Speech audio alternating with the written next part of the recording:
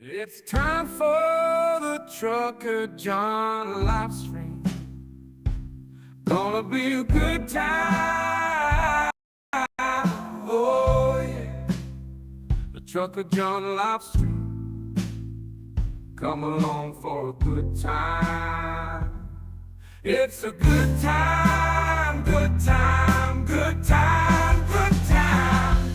Trucker John live stream.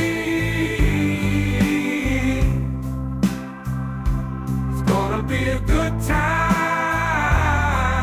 Gonna be the time of your life. Gonna talk some shit. Hush your mouth. Gonna talk a little smack. Gonna talk whatever comes of it. You're gonna always wanna come back. Well yeah, it's the trucker John live stream. He's the biggest, baddest, funniest mother you've ever seen. Watch your mouth, he's headed south. Not even sure what that means, but if it's one thing I know, the trucker John live stream is the best thing you've ever seen.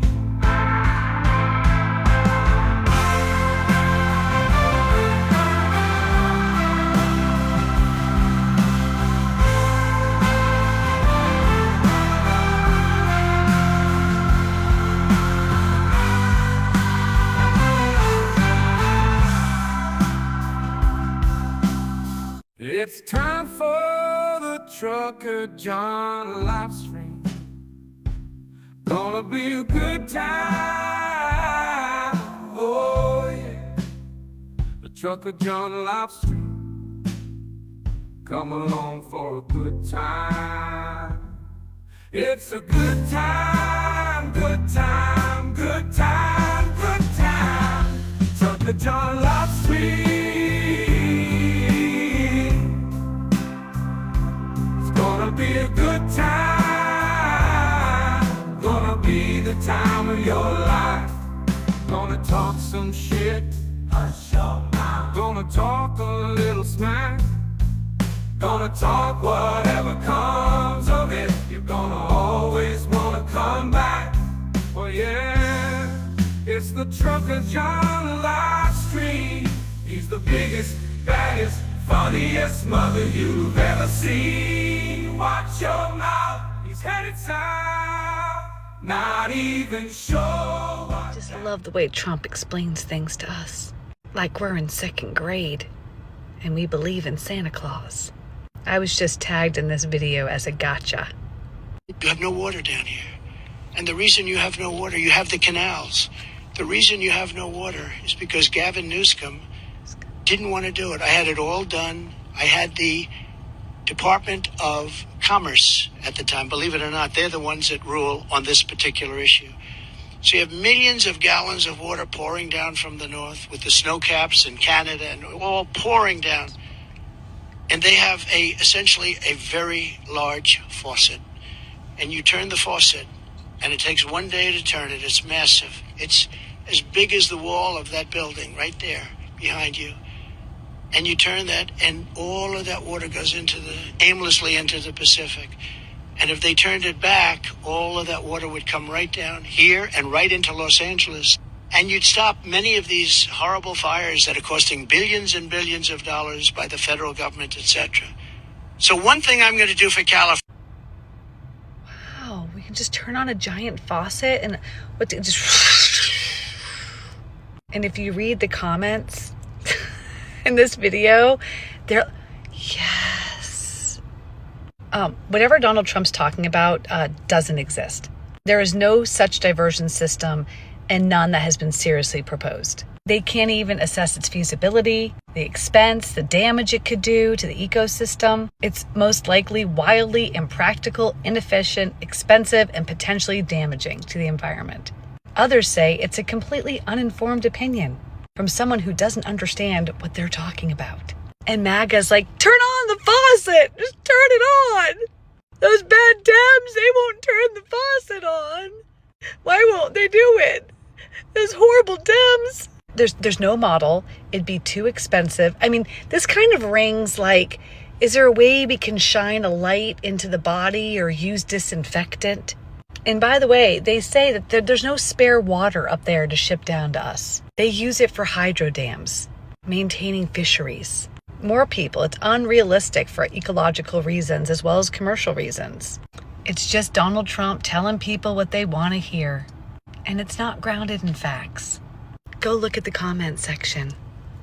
When's he going to tell you to drink the Kool-Aid, huh? MAGA Kool-Aid, everyone, same day, same time. Drink up. Here's a video of Elon Musk where he gets dominated by facts and reality, with a firefighter telling him there was no shortage of water in California. For all you people in my comments telling me that they had no water, you silly kids only believe it because Daddy Trump told you to. So, all right. What about water availability? Was water availability? I understand that was like not an issue in Malibu. Is that correct? Was it water? Well, yeah. So there was water. We have several reservoirs that encinos that we use a lot. Now, just an example, if we have one building burning, Mhm. we could flow 1,000 gallons a minute on that one building with the hose lays that we put in Yeah. to stop it.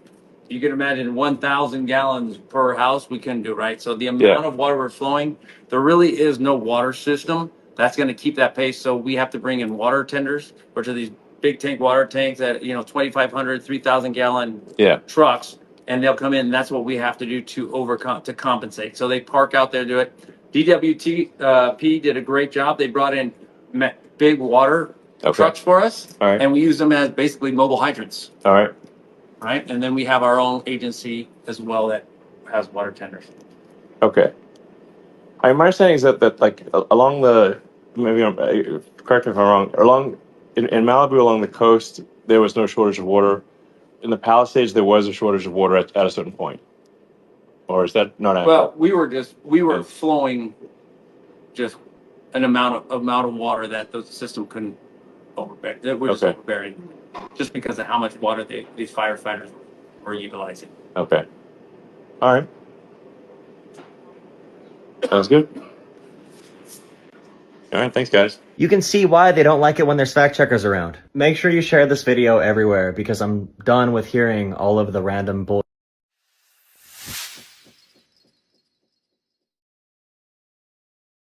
Most Americans don't know how powerful and important California is. California has a total GDP of approximately $3.6 trillion, which is the highest in the country. California's economy is so big that if it was to be an independent country, then California's economy would be bigger than countries like India, United Kingdom, and France. California is a center of innovation, particularly Silicon Valley, which is home to some of the world's leading technology companies such as Google, Apple, Facebook, and is a major hub for startups. California is also very big on agriculture. The Central Valley in California grows over 230 types of crops. $21 billion alone comes from exporting agricultural goods from California, as California produces 80% of the world's almonds and accounts for over 90% of the U.S. production of processed tomatoes. California also produces over 90% of American wines. California is also the most populous state with a population of 39 million, which means the state of California has more people than all of Canada, and being the most populous states, California also has 55 electoral votes, which is the highest number of electoral votes for a state in presidential elections. And now, ladies and gentlemen, the moment you've been waiting for. Trucker John.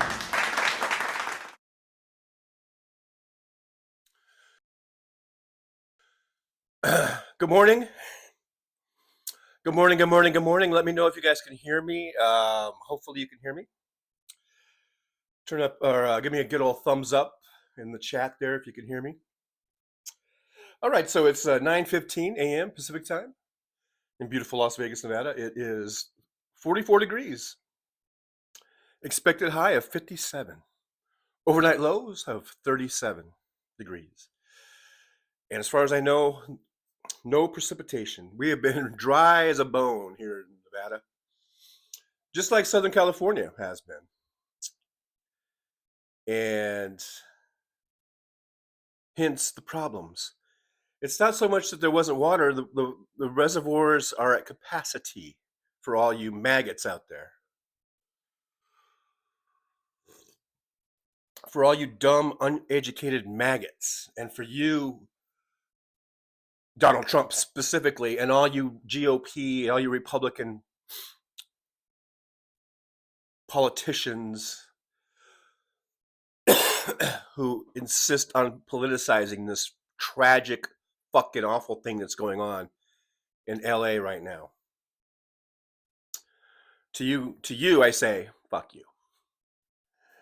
Let's see.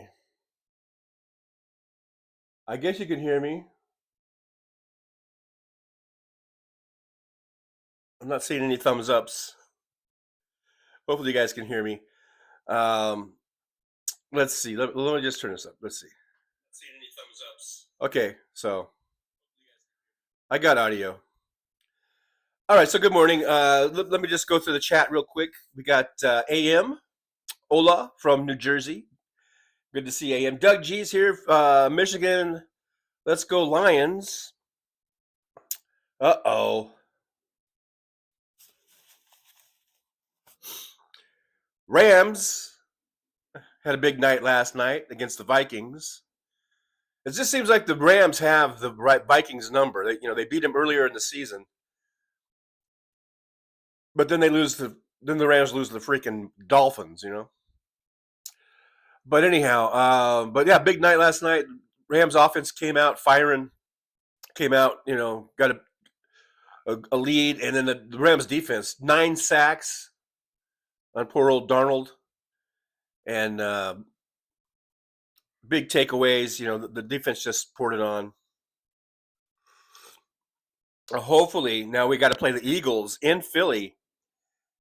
And we played the Eagles earlier this year at LA, and we kind of got stomped. Saquon Barkley was a beast.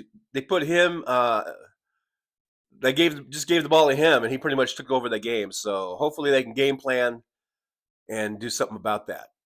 And hopefully this Rams defense, can keep it up. Keep it up. Anyhow, so that's I guess enough of the Rams talk. I'm wearing my Rams gear in celebration, and now we'll see what happens on next Sunday. Aaron's here. Hello, Aaron. Now I'm going to keep an eye on my mic. I forgot to plug in the mic from the last show, which was Saturday. I did plug it in for like 10 minutes just now before the show started. I'll keep an eye on it. I'll keep an eye on your guys's. I'll try to keep an eye on the chat. If I see a bunch of no audio and stuff like that, then we can assume the mic went out, and I'll have to go to just regular phone mic. All right, Josh is here. Aaron's here. Hey, Aaron, good to see you. We got MJ Daniel from Washington State. David in Grand Prairie, Texas. Is it time? Is it TJ time? It is TJ time. Make sure you guys like, subscribe, and share. Let's get some more folks in here. It's always more fun. The more the merrier here in the Driver's Lounge. David in Grand Prairie, Texas. Did the Rams win? Laughing out loud, TJ, watching the game on replay, laughing out loud. Well, I hope I didn't spoil it for you. I probably just spoiled it for you. MJ Daniel, the Vikings look pretty bad. Yeah, well, I guess it depends on how you look at it. I think the Rams look good. If you're a Vikings fan, you might think the Vikings look bad. I just think the Rams defense is, were in Darnold's face of 9 sacks, and man, they just could not block those defenders. The defenders, don't you know? They couldn't defend them. They couldn't block them. Josh says, MJ, it's ridiculous the number of times he said shit about his Lord and Savior. I lost count. I don't know who we're talking about. The chat might not have started from the very beginning on here, so I don't know. I do not know. And I'm only on top messages. The chat filter has not been activated as of yet. Exhausted Liberals here. Hello, everyone. Hello, Exhausted Liberal. Good to see you. Thanks for joining us in the old Driver's Lounge. That sounds like looks like a new face, new name there. So good to see you, and hope you like, subscribe, and share. There's Jolie. I see Jolie in the chat. Exhausted Liberal says, any chance they don't inaugurate Trump in a week? I would say no. There's probably no chance of that. Unless he kills over of a heart attack or something. But in the meantime. But yeah, he's going to get inaugurated. He's going to be our president, folks. Whether we like it or not. We have to live in reality. Yeah, he's Donald Trump was going to be our president. And Donald Trump, thanks to that, we are once again the laughing stock of the world. Donald Trump, you're not so cool as you think you are, Trump. No, you're not. You're an asshat. In fact, that opening video that I had, that's why I played that.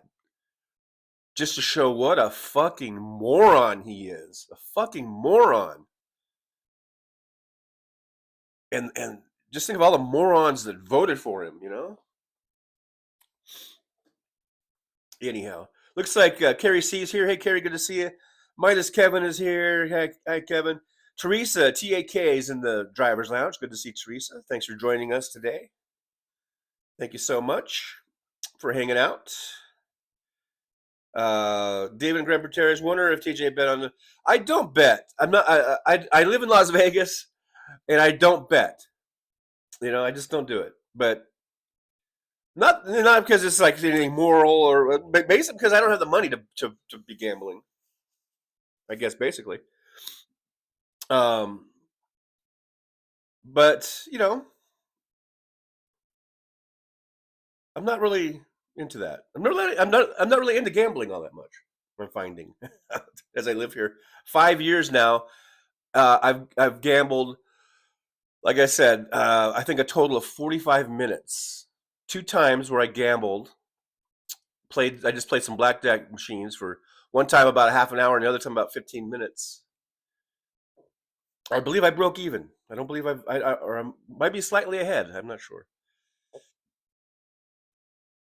Let's see. Josh says, actually, the Army Corps of Engineers controls our waterways. Well, it goes under different departments. Like in California, I know there's the California Aqueduct. The Army Corps of Engineers may have built it. I don't know if they continue to maintain it or not. That might be under certain jurisdictions of of California or whatever. California Aqueduct runs from up in Shasta, California, all the way to freaking LA.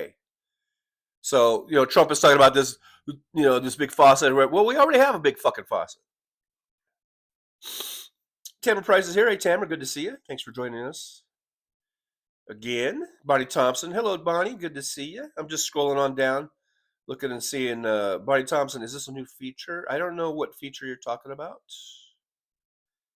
I don't know, Bonnie. I don't know what that's about.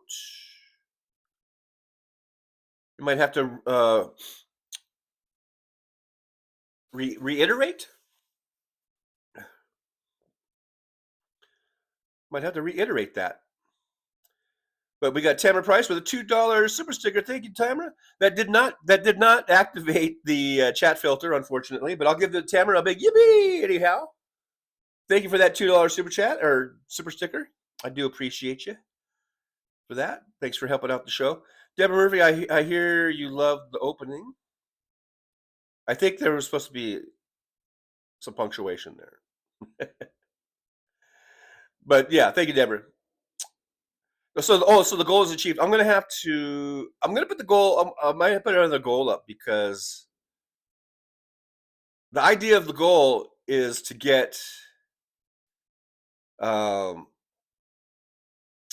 chat filter activation. And I've been finding that I'm not like pandering or whatever or to try to get a thing, but if I can get to all chats, or all messages, I would like that. And it does seem like it's like $4.99 or $5 one seems to do it. So anyhow, trying to get the chat filter activation. Exhausted Liberal says the Palisades local reservoir was empty and it had been empty for a while, but the state reservoirs were good. That one reservoir was empty because it's been emptied out for repairs. But it wasn't like there's a water shortage. And I understand. I know, Exhausted Liberal, I know you're not taking, the right-wing side. But just to be clear, yeah, that one reservoir they had it closed. They had it emptied because it was closed for repairs. And they figured that traditionally, this is the rainy season. So they figured this would be the best time of the year to go ahead and make that repair.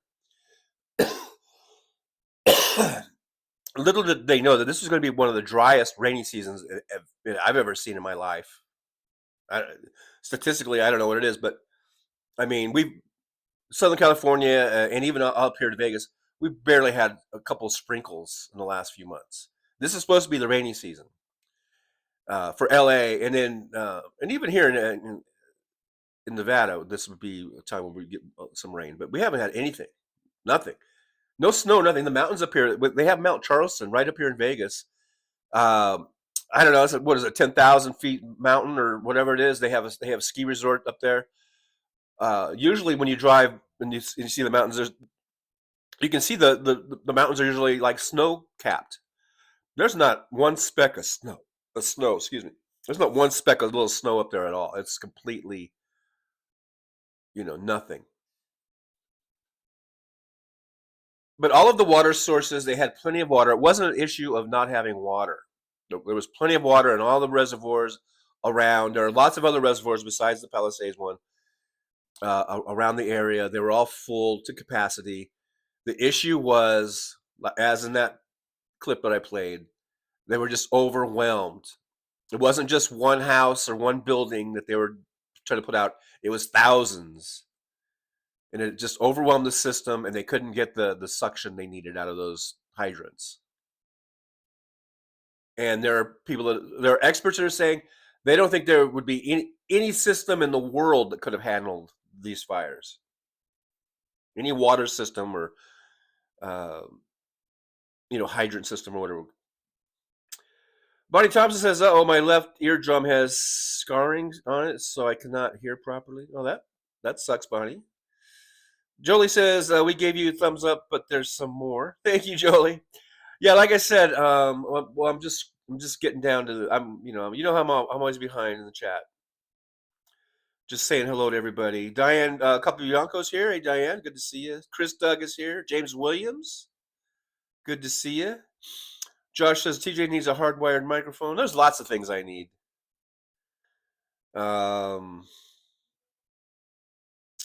Chris Doug, I'm at the theater to see A Complete Unknown.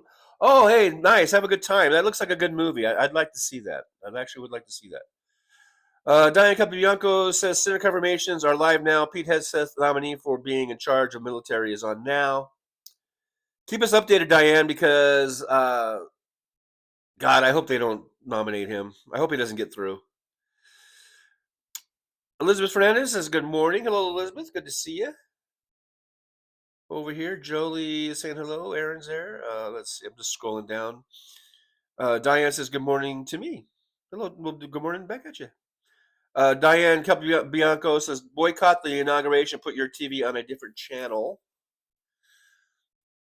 or just come to the Trucker John channel. I might do a special live stream during that time, and we can hang out over here. Keith Lee, good morning all. Rob Perez, top of the morning, Trucker John, and then a great day to all Democratic voters. Hey, Robert, good to see you. Thanks for joining us over here in the Driver's Lounge. As always, it's good to see Roberto.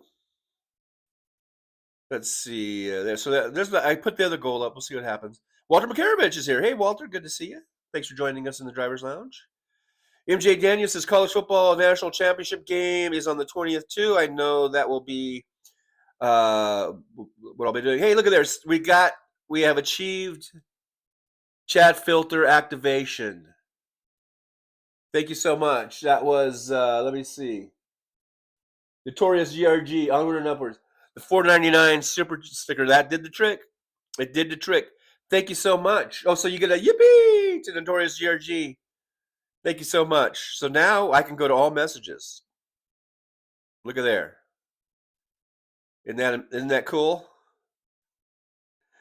Isn't that cool? That's pretty cool. All right. So thank you so much for that. Elizabeth Fernandez, good morning to you.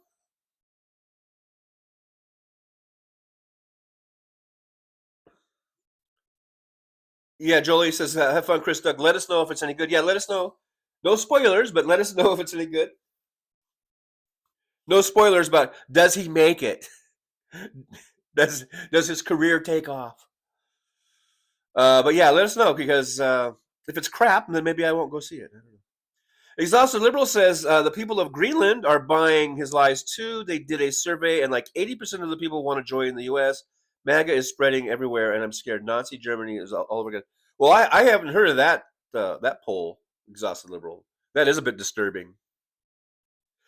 In fact, everything I've seen is just the opposite of coming out of Greenland, where they're like, fuck you. We're not going. We don't want to be a part of that clown show. I mean, that's what I've been hearing and seeing.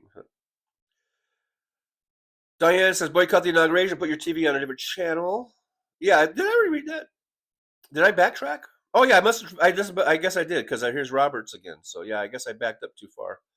Walter Makarovich says, good morning, Trucker John. Congrats on a good win. Have you watched any of the confirmation hearing going? I have not. Over here, it's 9 o'clock. I just woke up at 8 something, and I made some eggs and toast and coffee for breakfast. And I was watching some YouTube videos about the Chevy Equinox. I always say Equinox, but it's Equinox, apparently. Because now that I've been driving the Chevy Bolt, I'm actually kind of liking it. And I'm thinking if I did buy a Chevy EV, I think I would go up to the next model. Actually, I think they stopped making the Bolt for right now. They're supposed to be doing a refresh or something. But if I were to buy an EV, and if you guys have been watching me, I'm really high on the Teslas. I really love the Tesla.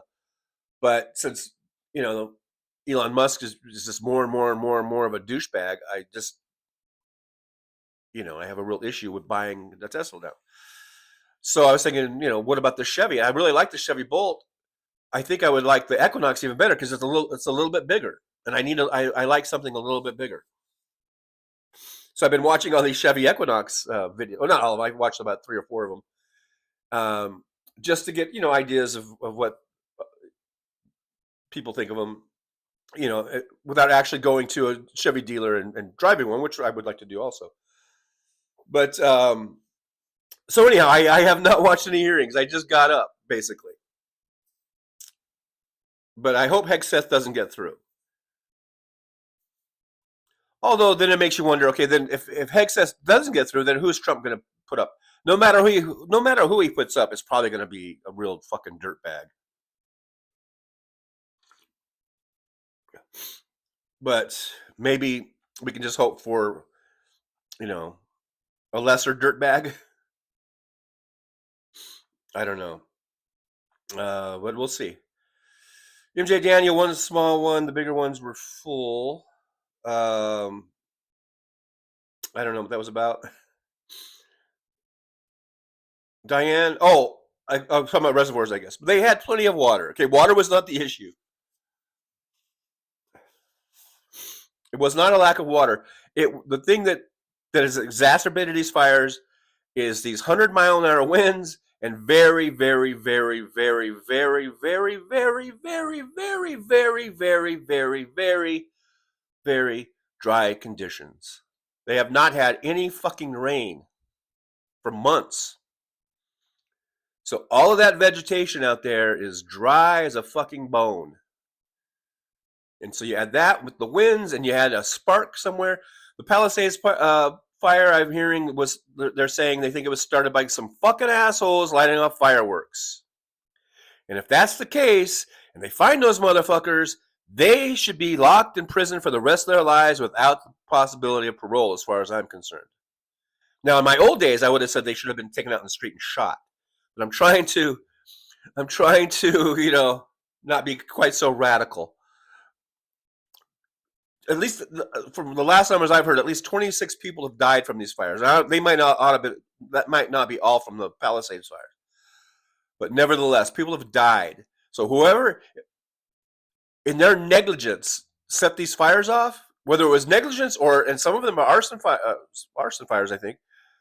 Whoever is caught doing that, life in prison, no parole.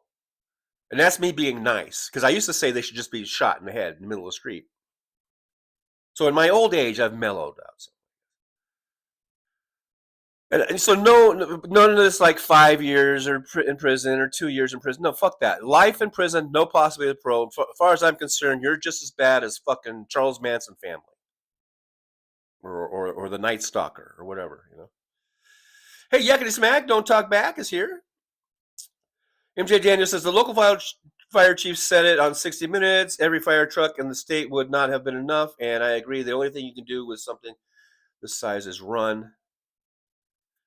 And the way they fight it is with those fire drops, the air drops, and they can't do that when there's 90 and 100 mile an hour winds.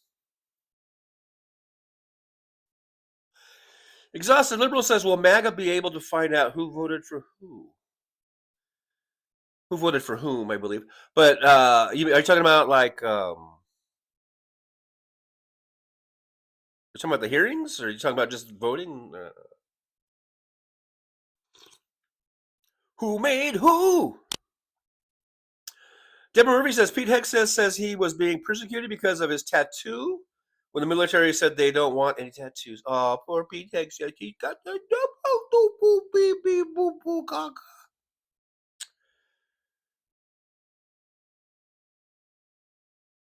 Josh, 30 past the hour? So I'm about 7 minutes behind you. I'm 7 minutes behind you, but I'm coming up. MJ Daniel says Hegseth is a dangerous religious fanatic and zealot. So, of course, Republicans will do as they're told. Diane says Republican Senator Tommy Tuberville, not Tammy, Tommy Tuberville was kissing Pete's butt. I had to change the channel. Yeah, it's disgusting. Tommy Tuberville is fucking disgusting. He's been blocking all these, like, under Biden, he was blocking all these confirmation hearings. What an asshole Tommy Tuberville is. So I just now got to the super sticker from Notorious GRG, $4.99. Once again, yippee! Thank you so much for that. And now I'm able to see all messages, so thank you. There's Aaron, Evan, Jolie, MJ. We have filter. I repeat, we have filter. Yes, which now is gone. Once I activated it and I went to all messages, now the chat filter is gone. But I am, as long as I don't, go away from this page or whatever, I should be able to still be on the all messages. Diane Bianco says Trump will use the military to go after us. Any protests, he'll get the military to squash them. Actually, the word is squash, but anyhow, he'll do that because that's why I auto-corrected for you. He'll do what Putin does in Russia and to protest. He's going to try, and I do believe that he wants martial law. He wants to invoke fucking martial law. That motherfucker. Don't get me started. My blood's gonna start boiling here, Exhausted level. I hope you're right, John. I forget what I was supposed to be right about, but I hope I'm right too. Aaron West, y'all are lucky I have a filter. Laughing out. Tuwada 106. Hey, the smooth sounds of Tuwada 106 is here. Tuwada 106. Color line 1. You're on the air. 2106 says, native born and raised Californian, seriously, we do not need the rest of America. But we are a part of the United States of America. United we stand, divided we fall. Come on, folks. Let's all stick together. Let's stick together. I'm a born and raised Californian. Lived there my entire life except for these last 5 years in Nevada. I love California. I don't care what anybody says, even though it's exorbitantly fucking expensive. And I'm not talking about taxes. Everyone wants to say, I left because of taxes. So whatever. But it's because of the goddamn real estate values. I cannot afford a fucking $30 or $40 million home on the beach. And I would love to live on the fucking beach. But I can't afford a $30 million home. So I guess I'm going to live in Las Vegas instead. I don't know. It would be nice if just a normal average person could fucking afford a house on the beach. Wouldn't that be nice? $30 million. Can you imagine that? Some of these houses they said were $30 million. And I don't think they were like, well, those were probably really fancy ones. Speaking of fancy, has anyone seen fancy?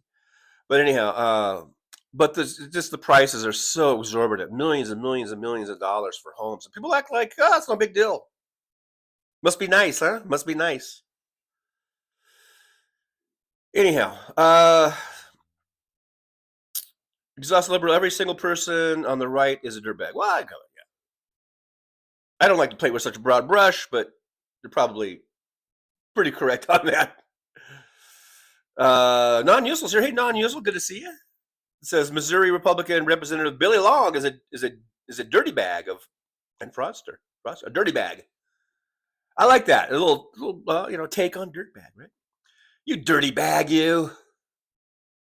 Billy Long, you're a dirty bag. Yeah. Chances are, if you're a Republican, I don't know if I'd go quite as far as exhausted liberal and saying every single one, but I would say a pretty damn good chance you're a dirty bag. Malcolm McCarver says to all in the chat, Facebook is now screening what you post. They sent me messages, took down 3 posts. Well, Mark Zuckerberg, he's been bending the knee, right? Hey, Tim Farrell's here. Good to see Tim driving, but listening. Thank you so much, Tim. Thanks for listening. Drive carefully. Tawana 106. Hey, it's smooth sound. Tawana 106. I am NorCal. At least our redwood trees are adapted to fires.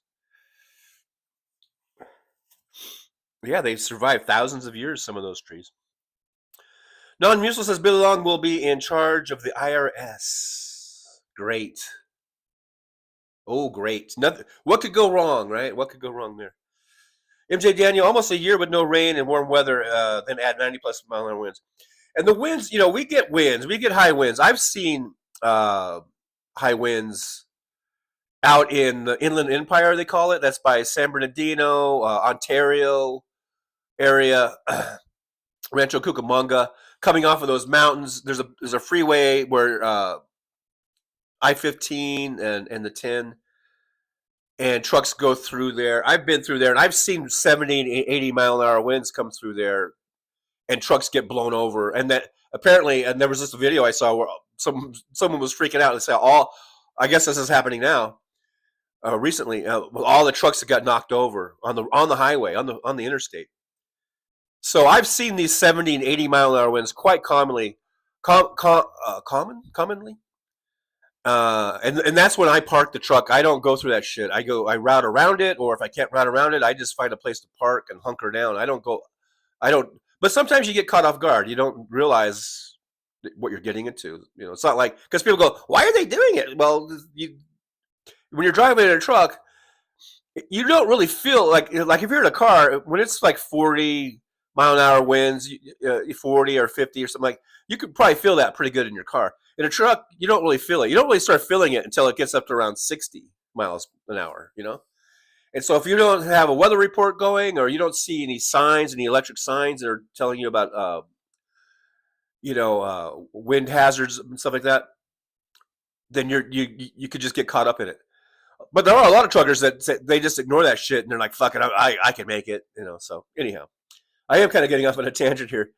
But seeing... it was actually reported when this fires first broke out that there were 100 mile-an-hour winds. I've never seen that. I don't remember ever seeing that, not in Southern California. And even these 99 mile-an-hour winds, that's unheard of in this area. The only place I've seen that, other than hearing about, like tornadoes or hurricanes and stuff like that, but the only other place I can remember seeing that in California, where it was just wind, it wasn't a hurricane, it wasn't a tornado, is going up through the Owens Valley in California. That's kind of Highway 395. You're on the eastern side of Mount McKinley and all that, the big Sierra Nevada mountains. It's sort of the that way that goes straight up from Southern California, basically, up to Reno. And I've seen 100 mile-an-hour winds there reported.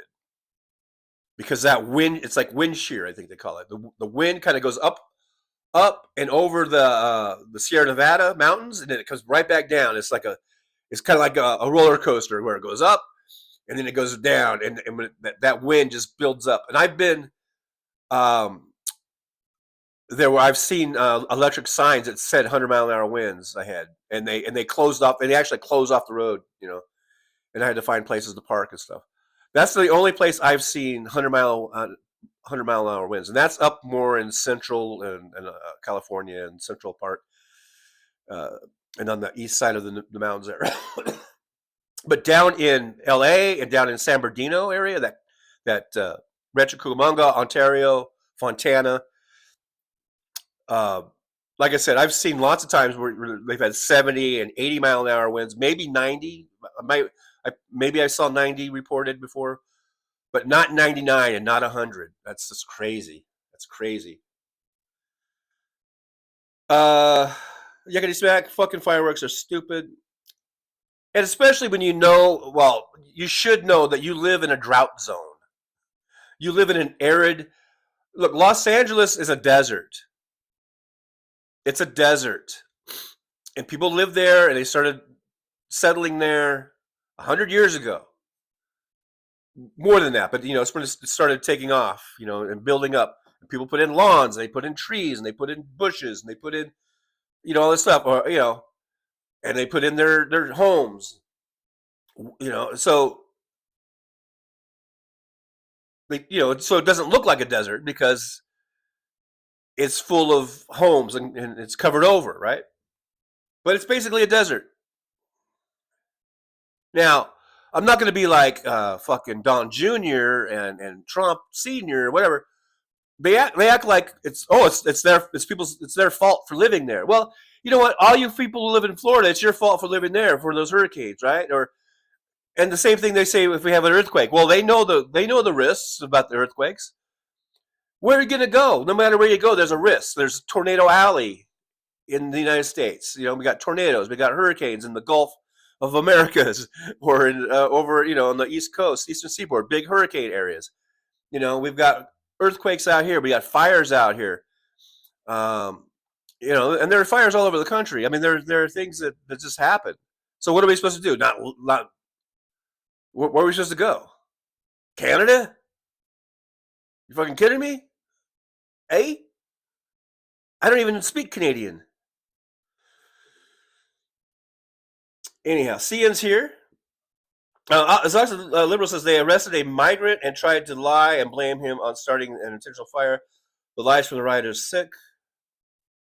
Yeah, sounds typical of them. Let's see. MJ Jana, no, I want to have many years to think about it. Not sure what that's about. CN's here. CN from the Netherlands, I believe, is here. It says, hi all. TJ, have a good morning. Sorry for LA. Prayers, I guess, and roses, maybe. CN, thanks for being here. Just thanks for being here. Glad you're here. And yeah, it's really awful what's going on in LA. It's horrible. It's terrible. It's tragic. But we need to, instead of politicizing this like the right wing, like Trump is doing, and trying to weaponize it, just fucking do it. Just roll your sleeves up and get in there and try to help with whatever way you can, Just help the people. This just shows, Exhausted Liberal, you're right. I mean, it just shows how awful and horrible these fucking Republicans are, led by an awful, horrible man so he really, brings it all out, He brings it out on them. 2106 and the summer fireworks in Japan are nice, but it's rainy as hell during that season.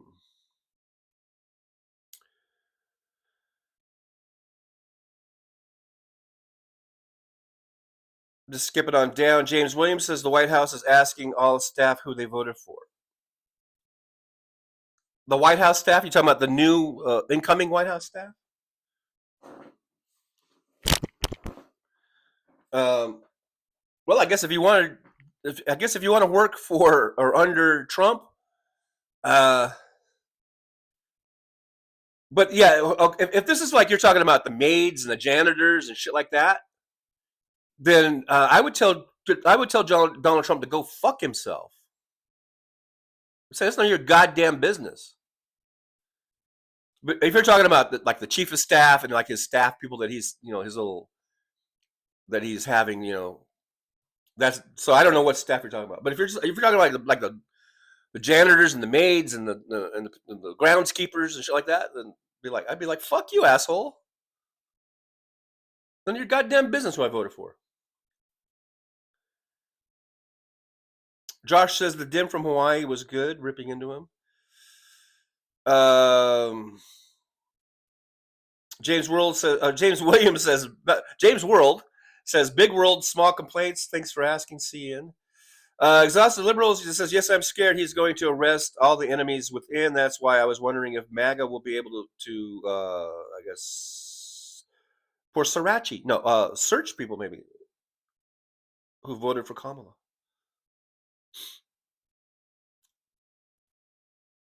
Well, it is kind of a matter of record that you voted, and you can see what party you're in, but they don't actually see who you voted for. At least not to my knowledge. James Williams says the United States will not survive another Trump administration. That's the spirit. That's the way to keep a positive attitude. I mean, I don't, I understand the skepticism and the pessimism and all of that, but we got to stay strong, man. We got to stay strong. 20106 says, Trucker John, we could always live in fucking Bakersfield.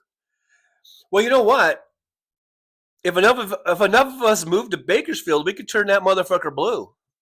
I'm old enough to remember when they had Democratic representation there in the House of Representatives for a long time. It really wasn't until Kevin McCarthy got in there that they've had this sort of lock on that district. Now, Bakersfield is kind of a shithole. I mean, it's just this flat valley floor. A lot of oil fields, a lot of if you like stinky cattle yards, stock yards and stuff, that's your place then. And there's lots of agriculture and probably certainly real estate a hell of a lot cheaper than the Palisades or anywhere down in LA. You can get some cheap land. You can build. People do that. I've seen. Sometimes you'll see a freaking mansion because that the person they got some cheap land and they built a house and they built a fucking dream house out there in Bakersfield. And then just pretended they were at the beach. I guess I don't know. But maybe we should do that. Maybe we should move to places like that. Maybe we should move to Bakersfield. Maybe we should move to Wyoming and Montana. These places that have the population of the entire state of Wyoming is less than the San Fernando Valley in California. San Fernando Valley has, I don't know, I think 3 or 4 million people just in this sort of 20 square mile region of, just north of LA. Wyoming, I think, has maybe less than 1 million people, for Christ's sakes. Maybe we should have I've talked about this before, maybe the Democrats or liberals or whatever you want to call it should have some sort of a program to get people to move to fucking Wyoming and Montana. Montana's beautiful, by the way. Wyoming, there are some nice places in Wyoming. Wyoming is kind of hard. It's a pretty harsh place to live. But there's some fucking beautiful places in Montana. I think they barely have 1 million people, probably. I don't know, but whatever it is, it's not very much. There's almost as many people where I came from in the desert of the Antelope Valley. When you add Palmdale, Lancaster, Roseman, Little Rock, all those little towns. That's probably easily, that's 500,000 people. That's half the population of Montana, probably. Let's take it over, man. Josh, sandbox and a kiddie pool is affordable beachfront. Mm-hmm. Mm-hmm. Mm-hmm. Hey, Christina Wiles here. Christina, good to see you. Thanks for joining us here in the driver's lounge. Christina says, "Hey, Trucker John, just dropped by to say hi." Or no, just to say that the Senate. I was reading ahead of myself there. Just dropped in to say that the Senate is still going, or still grilling Pete Hegseth. I'll learn to read someday. It's been going on since 9 a.m. Eastern. It's now 12:45 p.m. Thanks for that update, Christina. I hope they grill him. I hope they put char grill marks on both sides of him or whatever. But I hope he doesn't make it. I mean, talk about that cacostocracy thing. I just call it, it's a caca. I think it's a cacostocracy. It's all full of caca. But talk about that. I mean, Pete Hegseth doesn't get any more caca, than a Kash Patel. I mean, the ones that cannot, I don't know about the other picks, but Kash Patel cannot be the FBI director. Tulsi Gabbard cannot be the director of, what were they trying to put her in for? DNI or whatever? National Intelligence. She's a fucking Russian asset. RFK Jr. cannot be the head of any health and human services or any health department, anything health related, because the man is a fucking whack job. A complete and utter whack job. And this Hegseth, he cannot be, leading the DOD or whatever. He's a dangerous. He's a dangerous fucking abuser. They can those four definitely cannot be allowed to get through. Now, granted, everyone that Trump puts up, we're not going to like, but at least get someone who's at least kind of competent. But I know, Project 2025, they want to break down. They want to break it down. They really want to destroy everything that we've spent decades and decades and decades building. These strong institutions of, our defense, our health, our crime fighting. They want to tear it all down. It's Project 2025, man. But that's why we need to be strong, and we need to be united together and really, really gear up for 2026. I know people say, well, there's not even going to be an elections in 2026. We don't know that. No one knows that. So we'll tackle that when and if it comes. In the meantime, prepare to vote. Be registered. Make sure you're going to be able to vote. And vote for Democrats. Stop voting for Republicans.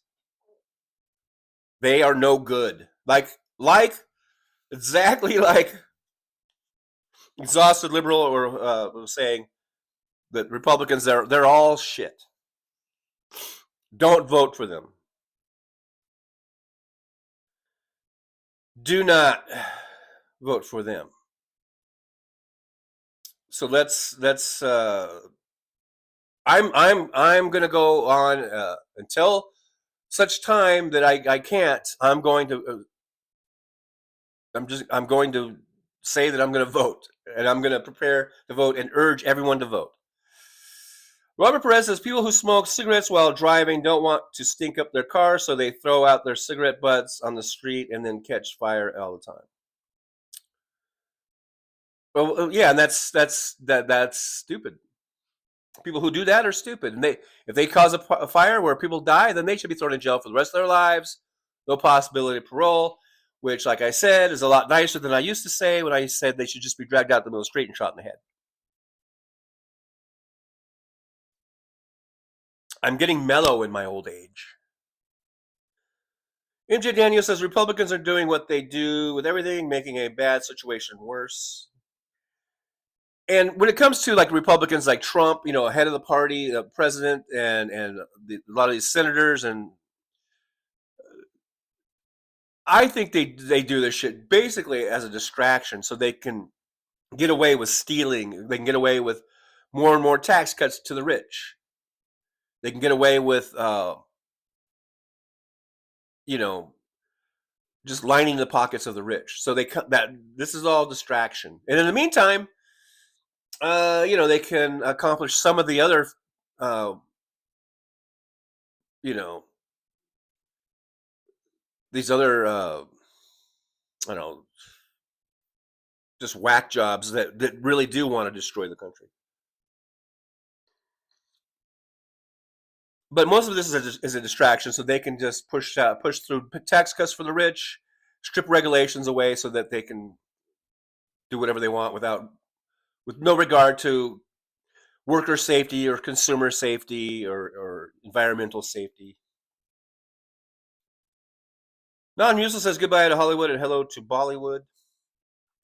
NJ Daniel, this is what will pass as vetting for the DJT administration. Loyalty. Like I said, if they asked me who I voted for, I'd say none of your goddamn business. None of your business. I would say it just like that. I'd put my hand on my hip. I'd say, hey, none of your business. James Williams says, okay, John, I'm positive America will not survive. Well, we'll see. I guess we'll see, James. But with that type of attitude, I you know, at what point does it become a whatchamacallit? You know what I mean.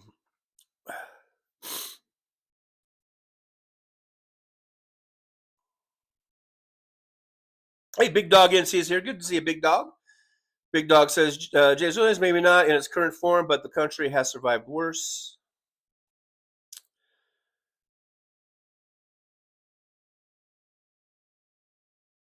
Christina Weibel back, still going on, but it's MAGA Republican Center now. Tammy Duckworth just got done, Democrat who lost both her legs fighting for her country. Yep. Big Dog, I tried to watch it on MTN. I just hate listening to Egg's Breath. All that spin got me dizzy. I don't know who Egg's Breath is. Oh, a bit. Is that who you're talking? Who? Heggs? What's his name? What his name is? Oliver Brownlow's here. Hey, Oliver, good to see you. Thanks for being here. By the way, Christina Weibel says, none of them. I found out today through Legal AF that RFK committed voter fraud. He voted in New York but lives in California. And of course, he'll get away with it, right?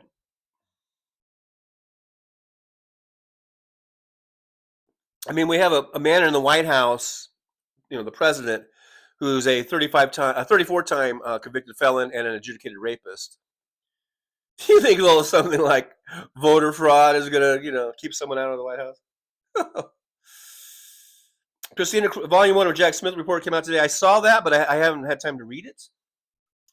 So if anyone knows if there's any bullet points on that we could go through, or you know, what that's about, that'd be cool. Roxanne Epstein says, I'm furious over Egg's Breath and his incompetent warmongering. In this hearing, it's been tough to watch.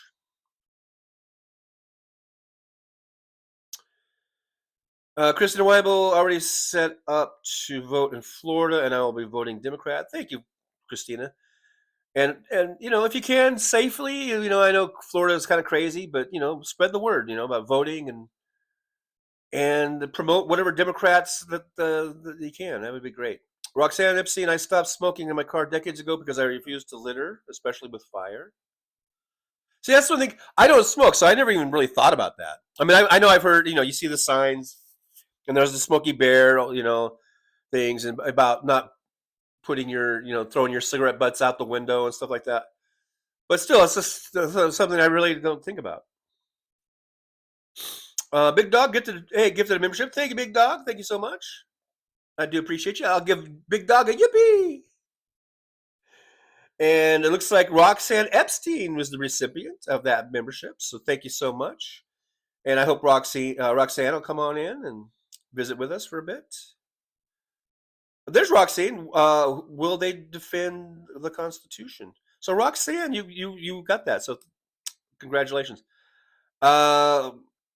Will the right wingers defend the Constitution? Hell no. They want to destroy the Constitution. Christina Weibel says there's a new low. The speaker has said that aid to California will come with conditions. Very sick. They're tying that aid to raising the debt ceiling. Hey, like Hal Sparks has been saying, and like I said, I feel seen. I think Hal Sparks was listening to me way back when they were talking about this a few weeks ago, before Christmas, about raising the debt ceiling. I was like, yeah, do it. We've been saying that there should be no debt ceiling. Raise the debt ceiling or get rid of the debt ceiling altogether. We've been saying there should be no debt ceiling. Hey, Kimchi, good to see you. Thanks for joining us. Kimchi, I was supposed to say the goddess Kimchi? Kimchi the goddess. Thanks for being here. Sia says, by the way, the turd is not the problem, but those around him who are more deadly. The turd is losing it fast, and we see it, but they are master in keeping the docs papers in the closet. Well, you know what? I think Trump is the problem. I mean, I wonder. I mean, I do know that, you know, there's a lot of people that they're dangerous or more dangerous because they're, you know, maybe they have the ability. I think they take their marching orders from Trump, or they get their cues from Trump. If Trump were to keel over, go teats up, okay, so then we get Vance as president. I don't know. I guess we just don't know. But I just don't see Vance getting the same type of loyalty that Trump has been getting. There's something about Trump that these maggots have fallen in love with, and they don't have that same love for Vance. So I don't know. It's kind of it's just one of those things. I guess we don't know until it happens, you know. But we can guess and we can speculate, and we should, you know, probably prepare ourselves for the worst, you know. Christina Weibel says, I vote by mail, but this next 2 years I will be dropping off my vote in person to my local supervisor's office, just drop box out front of it. Roxanne Epstein, I love my Trucker John emojis. Thank you, Roxanne. Thanks for being here. Yeah, you got some emojis there.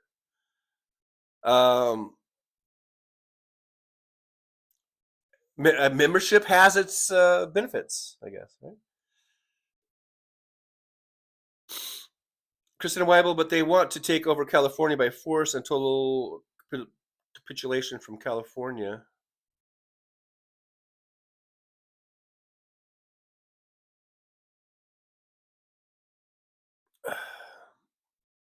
Who wants to take over California? The right wing? The Republicans? William's here. Hey, William, good to see you. Got here late today. Better late than never. Make sure you guys hit that like and subscribe. I only see 30 watching, but we do have 45 thumbs ups. 31 watching now, so we did go up. Let's share the show. Did I share? I don't know. I'm not even sure if I shared the show. Come to think of it, I did last night. I think I was putting out the shares. I don't think I did this morning. Maybe I should put another one out. I don't know. Oh, shoot. I shouldn't have done that. That might take away my chat filter. Let's see if hopefully I'm still on all messages. Yeah, okay, I still am. Okay. So that's why I don't want to mess with it. You know? Roxanne says, Waggets and Luaga. These tiny psycho babies. Okay, I'm hoping. My hope is that we still have the ability to vote. And in places like California and even here in Nevada, I think we'll be okay. But what's going to happen in fucking, you know, Alabama and Mississippi? And I guess it'll always be as fucked up as it's always been. But I'm hoping this will really, really just ignite a fire under people, get people activated. we had about what 19 million people that didn't show up to vote in this last election that voted in 2020. We need to get those people back, because that was what, you know, I thought they I did that's the one thing I did not see, and that's why I believe that's why Kamala Harris lost, because of that people that didn't show up, which I find really, really odd. Very odd. Why didn't they show up? What does it take to get people to vote? My God, maybe this is it. I mean, I guess it has. Is this what it has? Is this what it takes to get? I know we have our regulars. You know, we had between Trump and Kamala Harris alone, what, at least 150 million people that voted right there, I guess, right? Because he got 70 something, she got 75 million, he got 77 million or something like that. So, you know, that's about 150 million people. But when you get 15 or 19 million that don't show up, that's the difference. I mean, that probably would have made the difference if those were more left-leaning voters, which I think they were.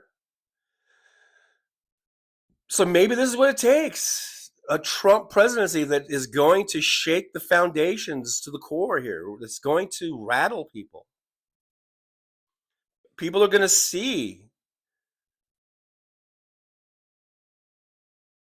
So just hopefully it's not to the point where it does destroy,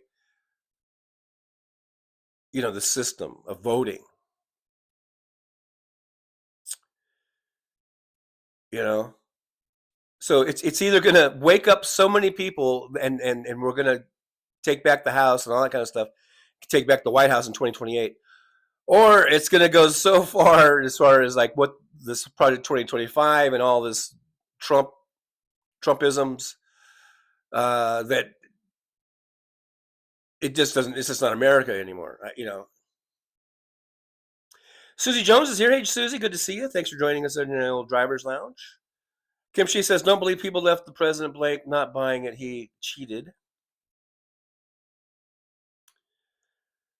Well, I this is the first time I'm hearing of that, leaving the president blank. I heard that 19 million people didn't show up to vote at all compared to 2020. And I know that we were at during a pandemic, and there was, you know, a lockdown, and so that's why there was probably a higher turnout or something. But then why wasn't it proportionate when we had 19 million fewer voters? Why wasn't it proportionate?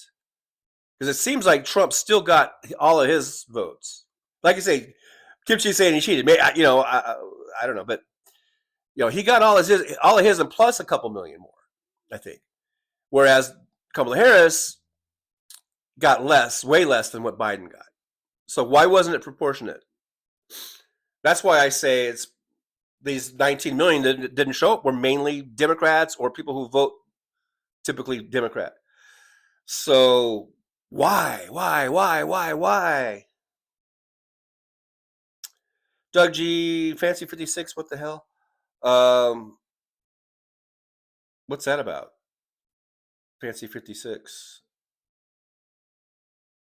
I don't know what that means. Yeah, Susie Jones is here.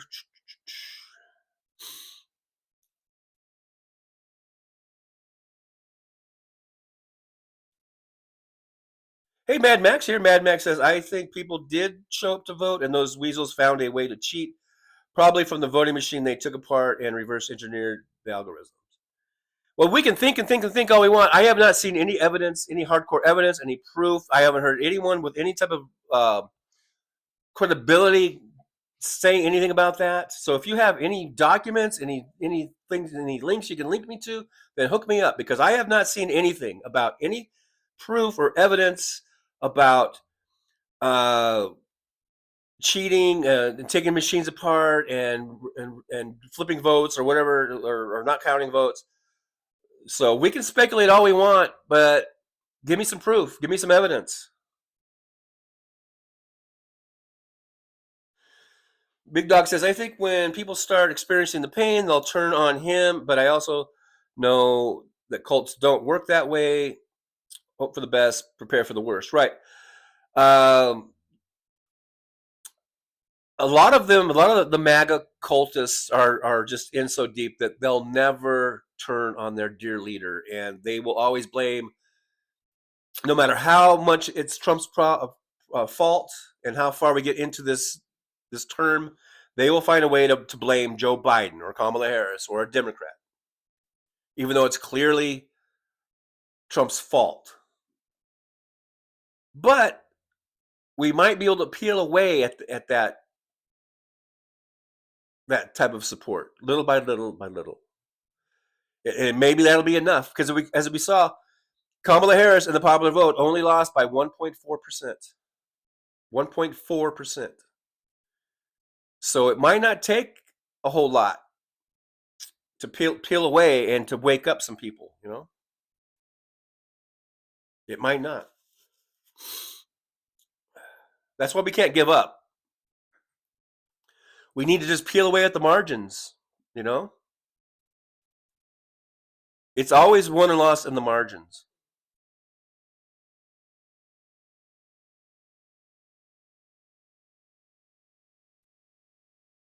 Yeah, Big Dog talking about Fancy. He says, Doug G, I've looked everywhere for Fancy, can't find her. Yeah, she's just completely disappeared. I don't know. It's really kind of a mystery. And this all happened, I think, even before the fires and stuff. And I don't think the fires would have anything to do with that, because I was worried about her because of the fires. But you know, the fires aren't going to deactivate your account. It might make it where you can't get online because you know, if systems are down or whatever. But it's not going to like deactivate an account. And I think that her Blue Sky is non-existent. So yeah, I don't know. I hope she's okay. Mad Max says Russia has already admitted they helped him cheat, for fuck's sake.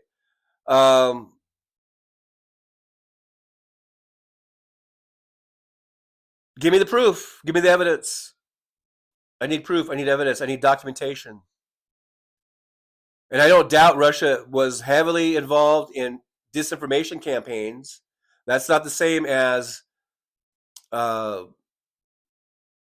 making a machine not count the vote. It's two different things. Well, I said Epstein, they need to have an FBI investigation. The Dems didn't ask for one. Once again, not reacting with passion like repukes do. Tawada 106 says, if Mike Pillow couldn't provide evidence, then a moron like me can't. Believe me, I believe that Tawada 106, you're probably infinitely smarter than Mike Pillow. Doug G, oh, good on Nick Rich. Is Nick Rich in here? I didn't see Nick Rich, so I don't know what Nick Rich did, but am I not getting all the messages? Because I didn't see any reference to Nick Rich, but anyhow, I hope he's okay. Mad Mac, I'm just saying there should be some link that provides some sort of something to these allegations about cheating. We can speculate all you want. I even speculate, but it's hard to go all in on something if it's all speculation. You got to have more than just speculation. Kimchi says, prepare for the worst. What kind of hell am I supposed to be preparing for or prepping for? Just the worst. See, it says, looks like you all can't see the bigger picture here. USA is going to be a shit show as long as he is alive, and they will have a lot of laws in place, and the Dems are behind. No mercy for them. Well, we know it's going to be a shit show. We already saw Trump 1.0. That was a shit show. I'm not expecting it to be any less of a shit show the second time around.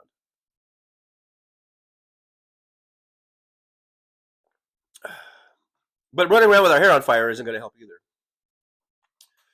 Big Dog NC, stock up on food stuff and keep some cash handy. Roxanne says, Fancy, we are thinking and praying for you, girl. Yeah, I hope she's okay. Josh says, I think people not understanding Gaza and Ukraine and Kamala is a black woman are all big factors. Yeah, I do too, Josh. Those were all huge factors. And I saw a meme, I guess. I thought it was, I even wrote in the comments, spot on. I guess it was Tony Michaels. It was a meme or a cartoon type of thing.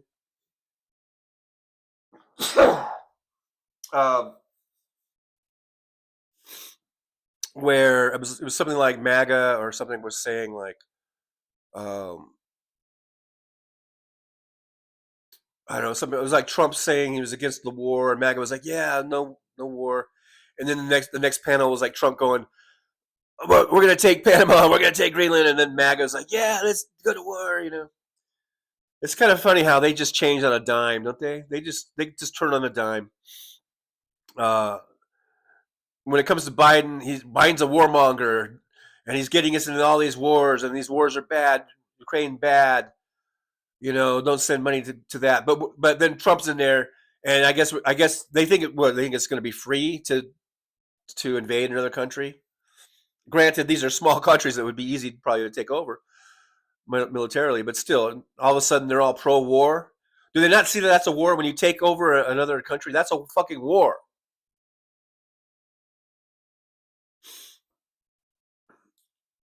They're such hypocrites. Kimchi says, Tawada, NATO will stand. If we leave Big Whoop, all of Europe will hold fast. If we leave Big Whoop, all of Europe will hold fast. Tawada 106, no joke, folks. The local Safeway is completely out of eggs. The fuck? Well, there's a bird flu going on.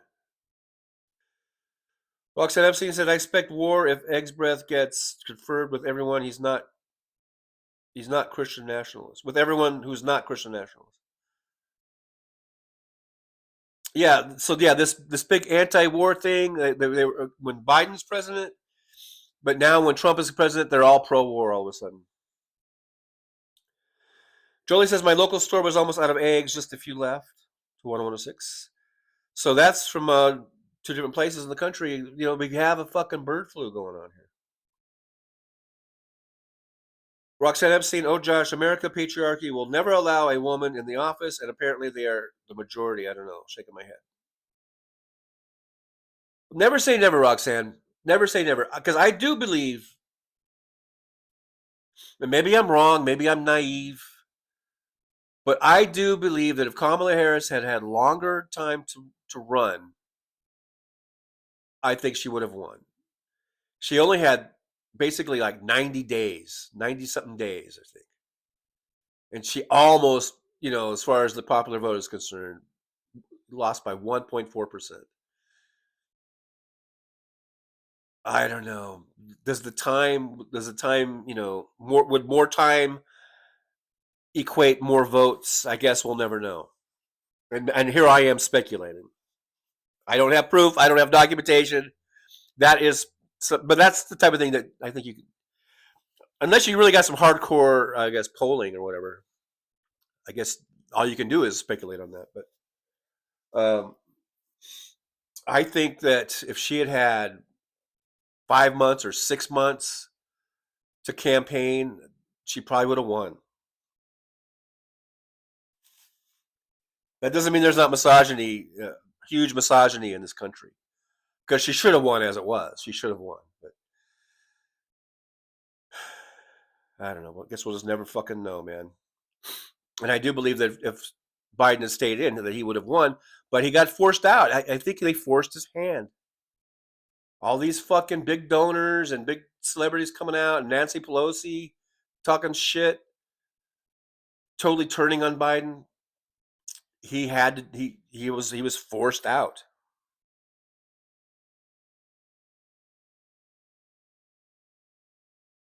But if he had stayed and because if he had stayed in, I think the donors would have had to come back. Were they just never gonna, as we got closer and closer to the election, were they just never going to come back? You know, maybe in, you know, hindsight's 2020, right? Maybe if Joe Biden had stayed in, he would have forced their hand, you know, these big donors and stuff. and all this, getting that support back, you know?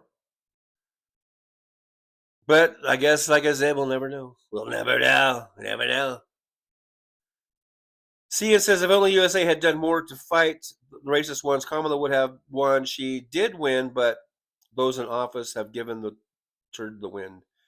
They did great. Well, she didn't win, but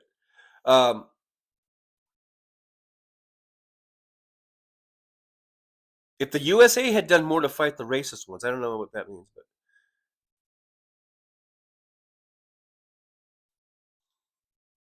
but anyhow, by the way, we are being multicast. We are on Twitch and on Facebook. I'm afraid to go over and check those because I'll probably lose my all messages abilities if I go there and then come back. But we're on Twitch and Facebook in case there are some people that have expressed that they like those formats better. Those operating system or operating or whatever you call it. Those, I'm just going to say format. Those social platforms. I guess that's what it is. Social media platforms. Some people like Twitch better. Some people like Facebook better. So we are also, as far as I know, we are multicasting to there also. Suzanne Foriseppi's here. Hey, Suzanne, good to see you. She says, use common sense. Everyone try to live a normal life and balanced life. Absolutely. Balance is the key, right? Thank you, Suzanne. Yeah. Let's just do the best we can. And let's try to have some, positivity, I guess.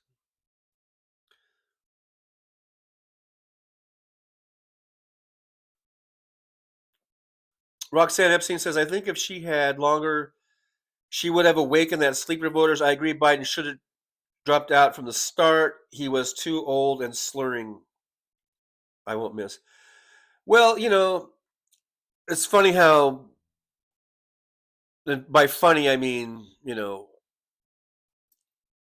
peculiar or whatever, odd, how Trump can slur, Trump can misspeak, Trump can say stupid ass shit, weird ass fucking shit, and that's perfectly fine. But if Biden slurs a speech or has he has a stutter or something, then he can't be president. I really do. That double standard really, really upsets me. Trash says, which came first, the chicken or the egg? Rooster probably came first.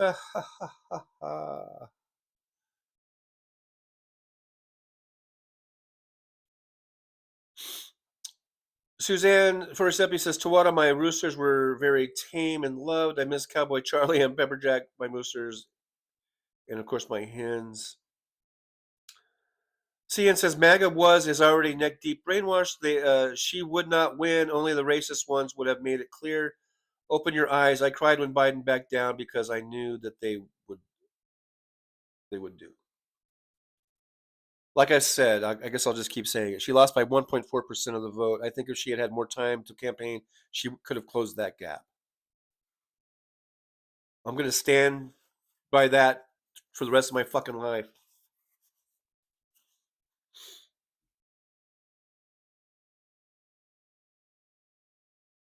Trump was on a fucking hard slide, a downward slide.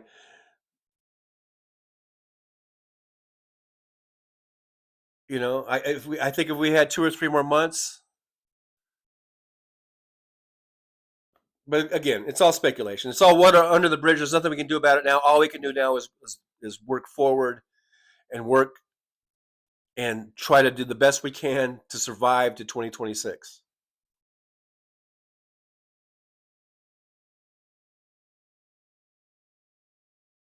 Roxanne says, no offense to Biden and the elderly. I've been a caretaker for them, but we need term limits.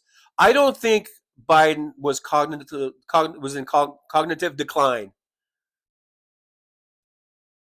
He has a stuttering problem. He is old, so he looks old and he talks old. But I still think he's sharp.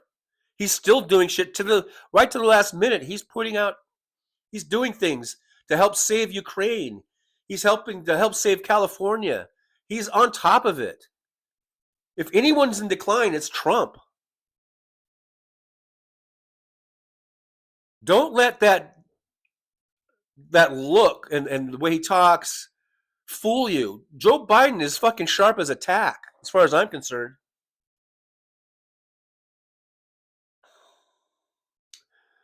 Mad Max says, "I like the new HD camera you were using. Looks great, TJ." Well, it's just my iPhone that I've been using for ever. I don't know. Maybe that was tongue in cheek. I don't know. Were you being sarcastic? It's just my iPhone that I've had for several years now. And so anyhow, a good endorsement for iPhones, I guess. Roxanne, I got to go some chores for a bit. Catch you later. Thank you, Roxanne, for being here. I do appreciate you hanging out with us. So yeah, I hope you come back for the next one, which will be on Thursday, 9 a.m. Pacific time. Kimchi says, Roxy, you saw what they did to Kamala. They will demean everyone and anyone we put up. Don't you get it? The media are complicit. Yeah, I agree. I do put a lot of blame on the corporate media. That is the double standard I've been talking about. It's okay for Trump to slur and say stupid shit. It's not okay for Biden. You know, that's the double standard.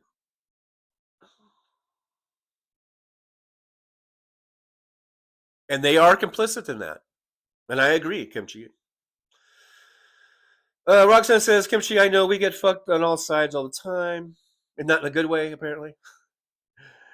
Kimchi says, but Don Old can sway for an hour in dementia. Yeah, F all you who put Biden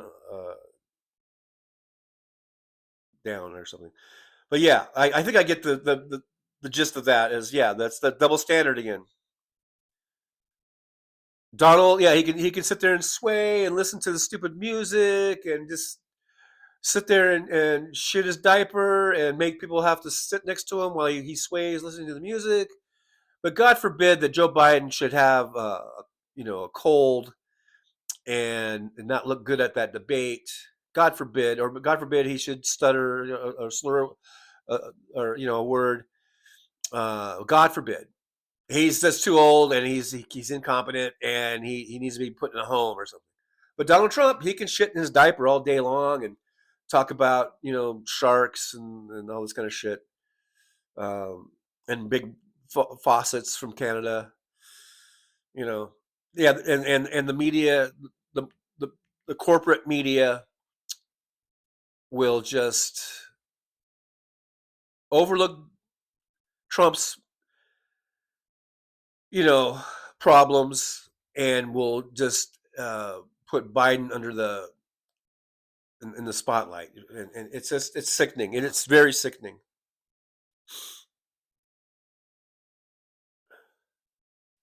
Susie Jones got to go, company. All right, Susie, thanks for dropping by. Hope you come back on Thursday. Roxanne Armfield's here. That's our other Roxanne. We have two Roxannes. Roxanne Armfield says, I've been listening while having breakfast. What is all this gloom and doom, people? You're buying into the MAGA propaganda that we are powerless to stop them. Like I say, let's go into this with some positivity, or of at least that we can stick together and get to 2026.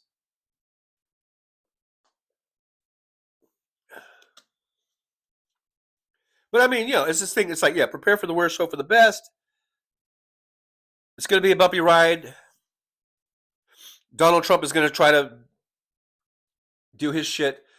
But, we've got a lot of Democrats. I mean, there's only a 1 seat difference in the House and just 2 or 3 seats in the Senate. It's not like they don't have overwhelming numbers. This was not a mandate. They don't have those huge numbers. And I think we will have enough votes to be able to obstruct as much as we can to keep Trump from you know, enacting a lot of his agenda, right? So yeah, let's stay positive. Let's stay focused on what we've got. We've got a lot of Democrats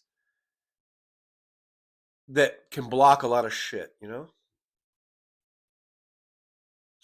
Suzanne Forisepi says, Mad Max, I also enjoy reading your comments, and also Miss Kimchi, you guys are so nice and caring and very smart. I agree. Big Dog NC says, back, had to take a friend to a job interview. That sentence went better than I thought it was going to be. He's been living free in my guest house. I'm paying all the bills and buying his food. I'm too soft. Well, you're helping out a friend in need. So hopefully this friend will get the job and get back on their feet. And you played a big part in that. While they were down and out, you know, you gave them a couch to sleep on or whatever it was, and or a guest house, for crying out loud, and help keep some food in their bellies, and you got them to the job interview, and hopefully that will all work out, and hopefully that person will be forever grateful for that, and that'll be a good thing. So that's that's good. Let's see. Roxanne Epstein. Look, I got Roxanne Armfield. You are a good man, Big Dog. And then Roxanne Epstein says, Slotkin is up now, interrogating Egg's breath. Thanks for that update, Roxanne Epstein. Sia says, Big Dog, good. You will get points in heaven. Laughing out loud. Big Dog says, I just can't throw someone out in the cold, especially during the holidays. Fingers crossed he gets his job. Yes. I hope he gets the job too. And I hope everyone gets jobs that needs jobs. You know? Speaking of jobs, have you guys seen my new, I guess, series of videos I've been doing about Lyft? I've been driving for Lyft the last few days here, and so check those out, I guess. And it's a whole new kind of experience. I was doing Uber, in case you guys don't remember or don't know. I was doing Uber for almost 2 years, about 19 months, I believe. I did Uber. And now I've switched over to Lyft, and it's kind of a whole different experience. You know, I mean, the app is a little bit different. The way they do things is a little bit different, but very similar too. And I am driving a Chevy Bolt. For Uber, I was driving the Tesla Model 3, which I really love that car. I really do. I think it's a great car. And you can shit talk Elon Musk all you want, and you can say his products are shit. But I like the Tesla Model 3. What can I say? I love that fucking car, and I like the Model Y even better. I mean, maybe that's the broken clock syndrome, you know? Maybe, you know, where a broken clock can be right twice a day. Maybe that first one is the Model 3, and the second time it's right is the Model Y. I don't know. But anyhow, now that I've been driving with Lyft, they don't have Teslas. They have these Chevy Bolts, if you want to go electric. I think that's the only electric that they have. I don't think they have any other electric vehicles. I don't think. At least the one where I was at, where I got the car. I think it was all Chevy Bolts. And I gotta say, at first, you know, I was a little hesitant. I was like, it was kind of small, it's kind of tight, you know. But I've been in the car now for a few days, 5 days, I guess, driving it, and I'm really starting to like that car. That little Chevy Bolt's great. Now the bad thing is they don't make them anymore. I don't think. I think they stopped. They said they're doing a refresh. So I don't know when that's going to be done and when it's going to come out. But at some point, the Chevy Bolts, I guess, are supposed to be coming back at some model year. It might be a year or two away. Who knows? I don't know. But my point is that there are good alternatives to Teslas, I think. And I think Chevy is doing a good job. I've been watching, like I said earlier, I've been watching these Chevy Equinox videos on YouTube. And I've been seeing the Equinox. I always say Equinox. I don't know. It's Equinox, I guess. I guess it's a long E. But I really like that Chevy Equinox. And I figured if I like the Bolt, I'm probably going to really like the Equinox. So I would like to go test drive one. And because eventually I'm going to get my finances and my credit score and everything up to par. I'm working on it right now. And eventually I am going to be able to get into a vehicle. And I want to buy one or lease one. But and I would like to not. Is that a double negative? I don't know, but I would like to not get a Tesla, even though I love the fucking Model 3 and the Model Y.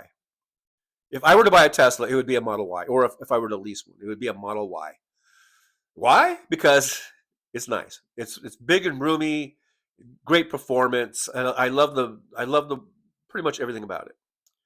Easy to charge, great charging network. But Chevy and everything's going to be going to that Tesla charging system eventually. But I figure, Elon Musk has not earned my business because he's proven himself to be a total shitbag.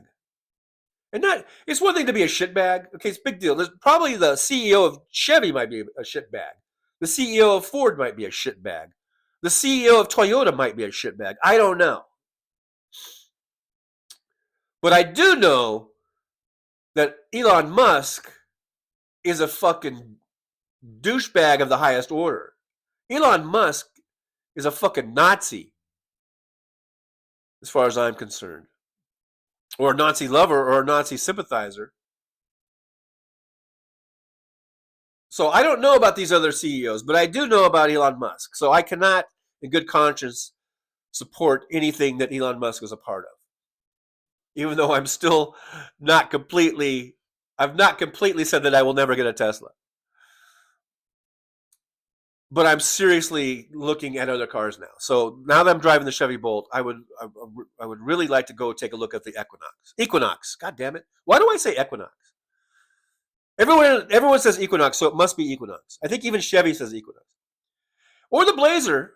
Or, whatever. But the Blazers, that's more expensive. But they are supposed to come out with an Equinox. It hasn't come out yet, but they're supposed to come out with like this $30,000 Equinox base model. Now, all the ones I've seen, I went on the Chevy. I just Googled like Chevy Equinox in Las Vegas, and so it sent me to a Henderson Chevy dealer, and they had some Equinoxes posted, and they were all showing an MSRP of I think 46 grand, 46 and change. And then, I believe it's eligible for the $7,500 tax credit, $7,500 tax credit. But unfortunately, by the time I'm able to buy one, that tax credit will probably be gone. Either through not being renewed if it just expires, or Trump just eliminating it. Even though Elon Musk, pretty much donated at least $277 million to the Trump campaign, and I think I heard a report it was over $300 million. I still think that Trump is not going to do any favors as far as these tax credits for Tesla, because those I think have been a big selling factor to get $7,500 knocked off at the point of purchase. This is not something you have to file and get a tax credit for somewhere down the road. No, this was taken off at the point of service, at the point of sale. $7,500, boom. So that's a nice selling feature. Unfortunately, by the time I'm able to buy a car, which will probably be next summer, I'm thinking, or this coming summer, that tax credit will probably be gone. But anyhow, Chevy Equinox. I want to test drive one. If you're thinking about getting an electric, well, just know that the Tesla is a great car. The Tesla Model 3, Model Y, those are great cars. If you can't do that, I'm not going to recommend Teslas anymore because of Musk. But I think Ford Mach-E looks very nice. These Chevys, they got the Equinox, they got the Blazer, they got the Silverado. The Bolt will be coming back at some point. My driving this Bolt, it's a great little car. It's a really great little car. It's not as zippy. It doesn't have the performance of a Tesla, but who needs it? I'm fine. You don't really. It's still zippier than most gas-powered cars, at least in that class. This is like a subcompact car. So, and hopefully, yeah, I guess I still got the mic. Because I found sometimes when I go off these tangents and I'm talking, I'm not really looking at the chat, and I'm just going off in my own little world. and then the mic has been off for 20 minutes, but it looks like it's still on. So, but there's the iconic 5. What's that? Hyundai, or I always forget if it's Hyundai or Kia. But and I know Liberal Dan doesn't like Kias, but Hyundai I think has the iconic 5. I see a lot of those. As I've been going to this charging system, Electrify America, instead of being at Tesla, where all you basically see is Teslas, I'm at this Electrify America, and I've been seeing a lot of BMWs, and I knew they had the i3 or the i6 or something, but I've been seeing these BMWs that just look like regular BMWs. They're plugged in. They're EVs. So BMW has some EVs. Of course, there's like the Cadillac EV. I mean, just about every manufacturer is coming out with them. I've been watching these videos. Have you guys seen the new Dodge? It's like a Dodge Charger Scat Pack or whatever. That fucking thing looks beautiful and awesome. I would love to have that. I really would. But I still want to do rideshare. And it's a 2-door. So I don't think that would be very practical for rideshare. But they are supposed to be coming out with a 4-door later. I think that's a fucking awesome car. But they're very, very expensive. I think they're way too expensive. Most of the ones you see that are being in the videos, those are $70,000, $80,000, over $80,000 vehicles. So that's just way too expensive for me. But I think they look fucking sexy, and I think they're awesome. But the point is that there's a lot of vehicles, all the manufacturers. No matter what, they're not going to slow this down. Trump is, unless there's a total fucking breakdown of the world. The EV movement is got the momentum going. It's not going to stop. And we're going to see more and more EVs by all the manufacturers. Every manufacturer, Volkswagen, they got the ID, whatever. It's the bus. Looks like the old Beetle bus, the old Volkswagen bus. What do we call it? That's out. That looks fucking really cute and really, I really like it. That's expensive too. It's for me. But hopefully, remember the $2,000 microwaves and the $2,000 camcorders and $2,000, VHS machines. Remember that? I do. Back in the 70s, those things were like. Can you imagine what $2,000 was in 1975? That's like 10 grand probably today. I don't know, but and then towards the end of those things, I mean, they practically give away that shit now, So hopefully these prices of these vehicles will come down. Like I said, the Equinox. God damn it! Why do I say Equinox? Equinox. They're supposed to have a model where I think the base price is supposed to be in the 30s, and then if they can keep that $7,500 tax credit going, then you're talking like $27,000 car. I think the MSRP, they're supposed to come out with a $33,000 one. That's much more, and I know for a lot of people that's still expensive, but that's still way more. That's going to get way more people in the pool. You know what I mean? To buy these vehicles. When you start getting cars in the upper 20s and low 30s, that's going to open the floodgates or whatever. I don't know, but it's going to be more and more people interested in EVs. Right now, I mean, everything's 40, 50, 60,000 and up. There's still, and like a Lucid. The Lucid's a beautiful looking car, and I've seen some of those at the charging station. But those are like $100,000 cars. Who's going to buy a fucking $100,000 car? I mean, most of us can't. I can't buy a $100,000 car.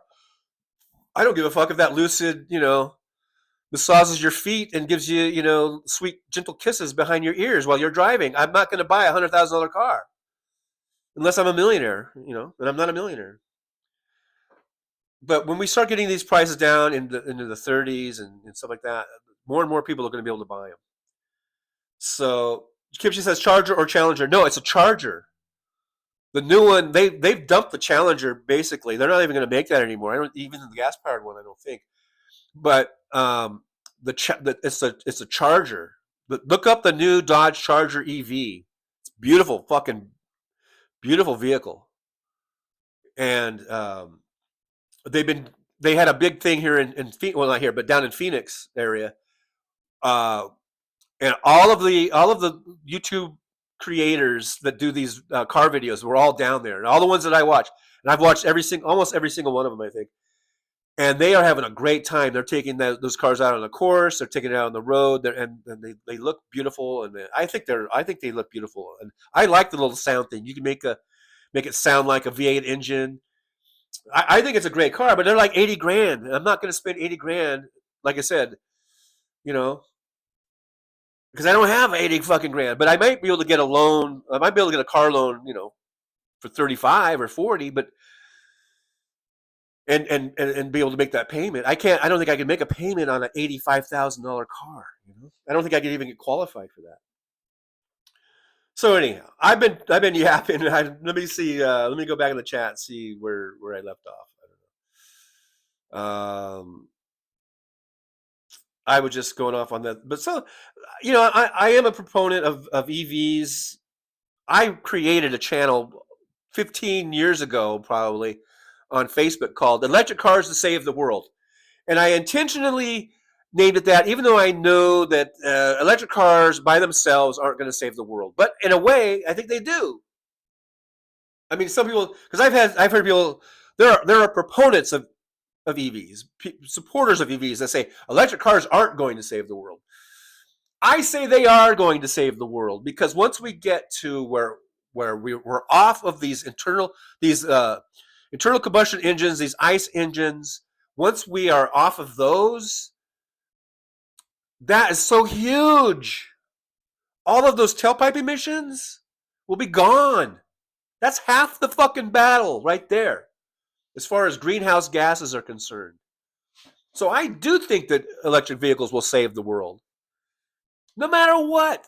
You can say, the mining this and the mining that and blah, blah, blah, blah. Studies have been done. All kinds of exhaustive studies have shown that EVs have a much, much, much, much smaller fossil fuel footprint than anything that's internal combustion engine. Much smaller footprint. And just the fact that you're losing the tailpipe emissions, to me, that's half the fucking battle. So when we get, and we don't have to go, and I also say we don't have to go to 100% EVs. I mean, there could be 50%, 60%, 70%, 75%. If 75% of the vehicles on the road were EVs, I would be happy. We don't have to be 100%. Because the Earth is able to absorb some shit, right? We've just gotten to the point where we've tipped the balance over to where it's an overload. I believe. So anyhow, I'm a big proponent of the EVs. And hey, look, I grew up during the 60s and 70s. I love the muscle cars just as much as the next guy. I love those big gas guzzling muscle cars. I think they're awesome. They're beautiful. They're sexy. Whenever I see one, if someone has a restored one and it's going down the street, I'm always like, fuck, look at that. That thing's awesome. So don't think that I'm some sort of fucking California tree hugger, who hates muscle cars or whatever. I love those cars, man. You kidding me? But I'm also, I realize that we need to move on. It's time to move on. It's time to get off of our addiction to fossil fuel. For a whole myriad of reasons, but for me, the main one is global warming. And we can see the effects that we're having. Everyone's talking about, even people who live back east, where everywhere, everyone's finally talking about how they're finally admitting, because this has been going on for 20 years at least. I mean, as far as being really noticeable, I think, weather patterns and not getting as much snow as we used to get when we were kids and all that kind of stuff. But people are finally, and especially in these last few years, these last 3 or 4 years, people are finally waking up to the fact that it doesn't snow anymore. Or when it does snow, you get a whole shitload of snow dumped on you all at once. There isn't this nice thing where in November you start getting some snow, and then it's, in December you get some snowfalls, and January and February where you get these storms come in and you get some snow. No, now it's just like dry, bump, big dump, and then dry. I mean, it's crazy. And this is the exact stuff that Al Gore was warning about in his films, and other people, DiCaprio, have been talking about what global warming does, and it has these extremes where it goes back and forth to extreme weather events. So we need to get off of these ICE engines. And there's a lot of good choices out there now: Dodge, Chevy, Ford, Toyota, Volkswagen, Hyundai. And of course, like Lucid. And you can find some affordable ones. The Chevy Bolt is affordable. The Equinox, when they come out with that $33,000 one, that's going to be affordable, I think, to a lot of people. Like I said, to a lot of people it's not, but it'll be affordable to more and more and more people. And then you're going to have a used car market also. So as more and more of these are being bought and sold, you could pick up a used one, a nice used one, for way cheaper than the MSRP of a brand new one. But yeah, Kimchi, check out that Dodge Charger. It's the Scat Pack, 2-door, sexy as fuck. You should check it out. It's 80 grand. If you got 80 grand, but there's supposed to be a base model. Maybe it was 70, or might have been in the 60s. But most of the ones that as tested on these videos are like the $80,000 model, I believe. But still, it's fun to look at and dream, I guess.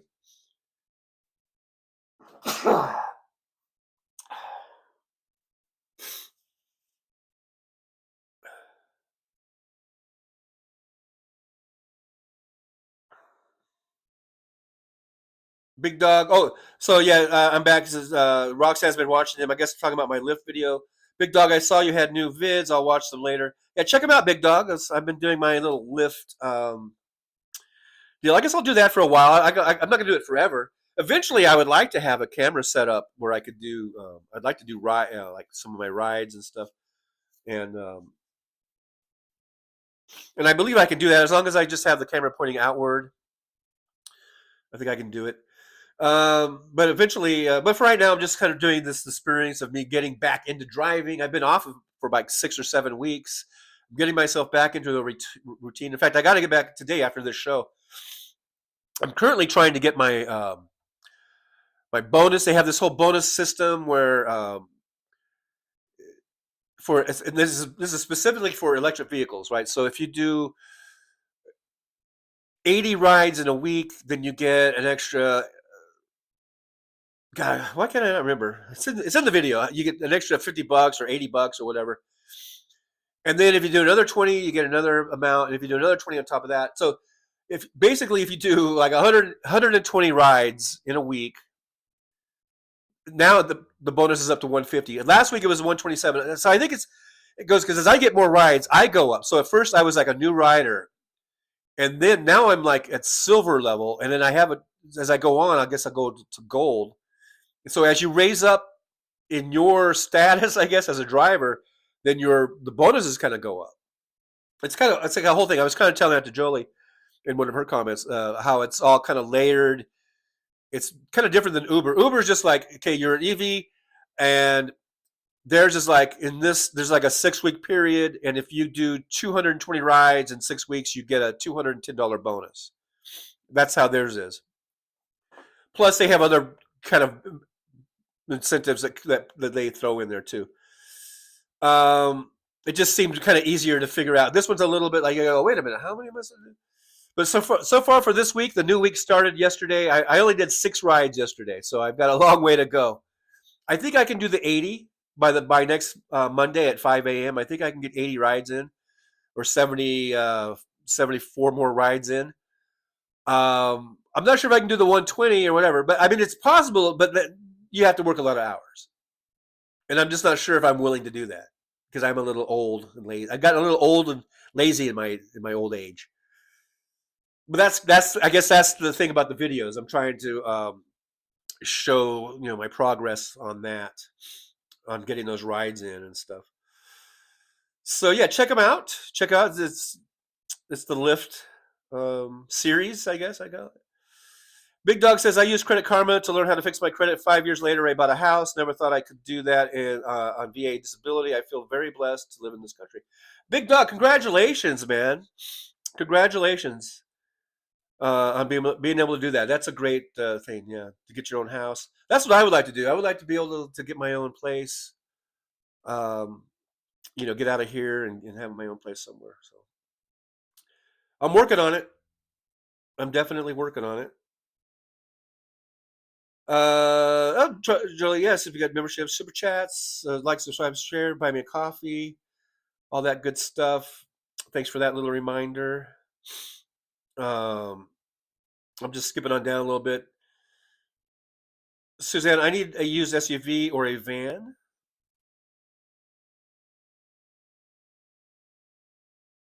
Big dog, I've had this truck for 4 years, 15,000 miles.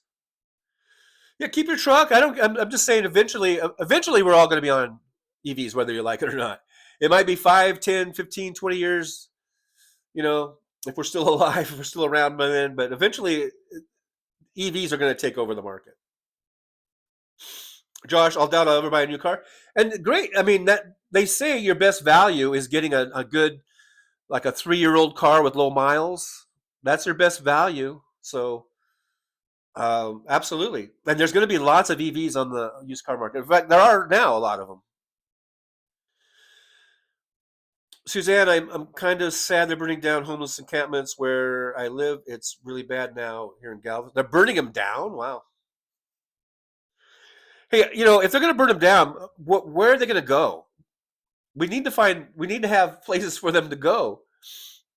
We need to have good homeless shelters, and we need to have, the sort of like the infrastructure, I guess, or, the system in place to get people housed, get people into programs, whether it's psychiatric help or drug rehab or jobs training, to try to get people so they can get into housing and not be on the streets. We need to have. It's not just like, oh, let's just burn let's just burn the encampments and not have some system in place that's going to help people to get out of that situation. It's like here in Vegas. I just saw a quick little article. I didn't read I don't know if I read the whole thing, but they're saying more and more people are living in these basically these underground tunnels. These that are like flood control tunnels, not the boring Elon Musk ones that are very boring. But although there were some reports of people being caught in there, but for the most part, it's in these flood control tunnels. Excuse me while I blow my nose. But because they're cracking down more and more on people living like on sidewalks and stuff like that. These law, they're making it illegal for people to just live out on the sidewalks and the streets, and they're starting to crack down on that a little bit. So if you drive through Vegas and you think, what, the homeless problem isn't as bad as it was, it's still just as bad, except that people are living underground in these flood control channels. And when it does rain, believe me, when it does rain, see, right now they're getting all, used to living down there. But we're going to get rain at some point. And when it does rain, those flood control channels, they flood big time. And almost every time it does that, a few of these homeless folks drown. So this is not the ideal situation. We don't need to, our flood control channels and tunnels should not be our answer to homelessness.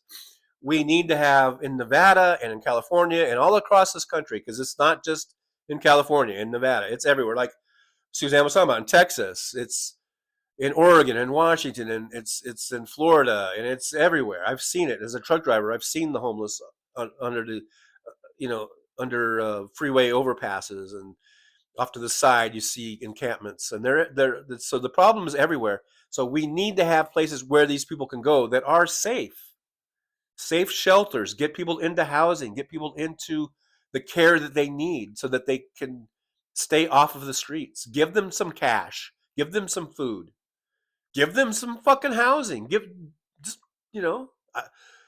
the richest goddamn nation in the world. What, we can't fucking get some tiny houses or something and get people into some shelter that that isn't just like a mass, like a big homeless shelter, but give them a little home. It's cheaper to do that than it is the alternative of locking people up and or having people living on the streets and then they resort to crime, to survive. Studies have been shown that when there is a program where people can get housing for free, crime goes down, homelessness, of course, goes down, and it's cheaper than in the long run. It's cheaper. When are we going to learn? How many times we got to get hit on the head with the hammer before we learn that that's not a good thing?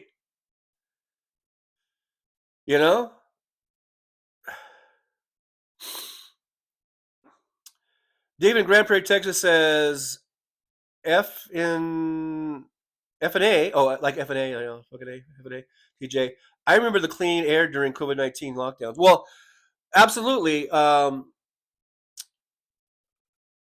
Just that little time when people were stopped driving, we saw the air cleaning up. We saw water clearing up.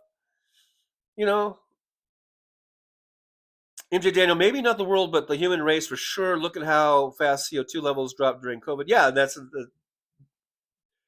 had the same kind of thought process as David did. NS says it's so convenient. Also, we charge at home 99% of the time. My wife has not had to stop at a nasty gas station for 2 years. Absolutely, if you can have a home charger, like all this stuff that I do, I have to find chargers, and it's kind of a hassle because I live in an apartment. But there are apartment complexes here that do have EV charging, and when I eventually move out of this apartment and if I'm going to look for another apartment, that's definitely going to be a really big kind of selling item or whatever. If I can get into an apartment that has an EV charger, you could just plug in overnight. If you're at home and you see your electric bill, it's probably, you don't even notice a raise in your electric prices, probably maybe a few dollars. And from what I've heard at the apartment complexes, the charging is free. So you can't beat free. So that's definitely the way to go, man. If you can get a home charger, or if you have live in an apartment that has EV chargers, yeah, you never have to go to the gas station. You just plug it in overnight, get in the morning, fucking full charge. And like I say, in most vehicles now, you're getting around 300 miles of range, and most people only drive like 40 miles a day at the most, on average. The only obstacle right now is really if you're going on a long road trip. That is going to be a little more challenging, but it is still doable. People are doing it.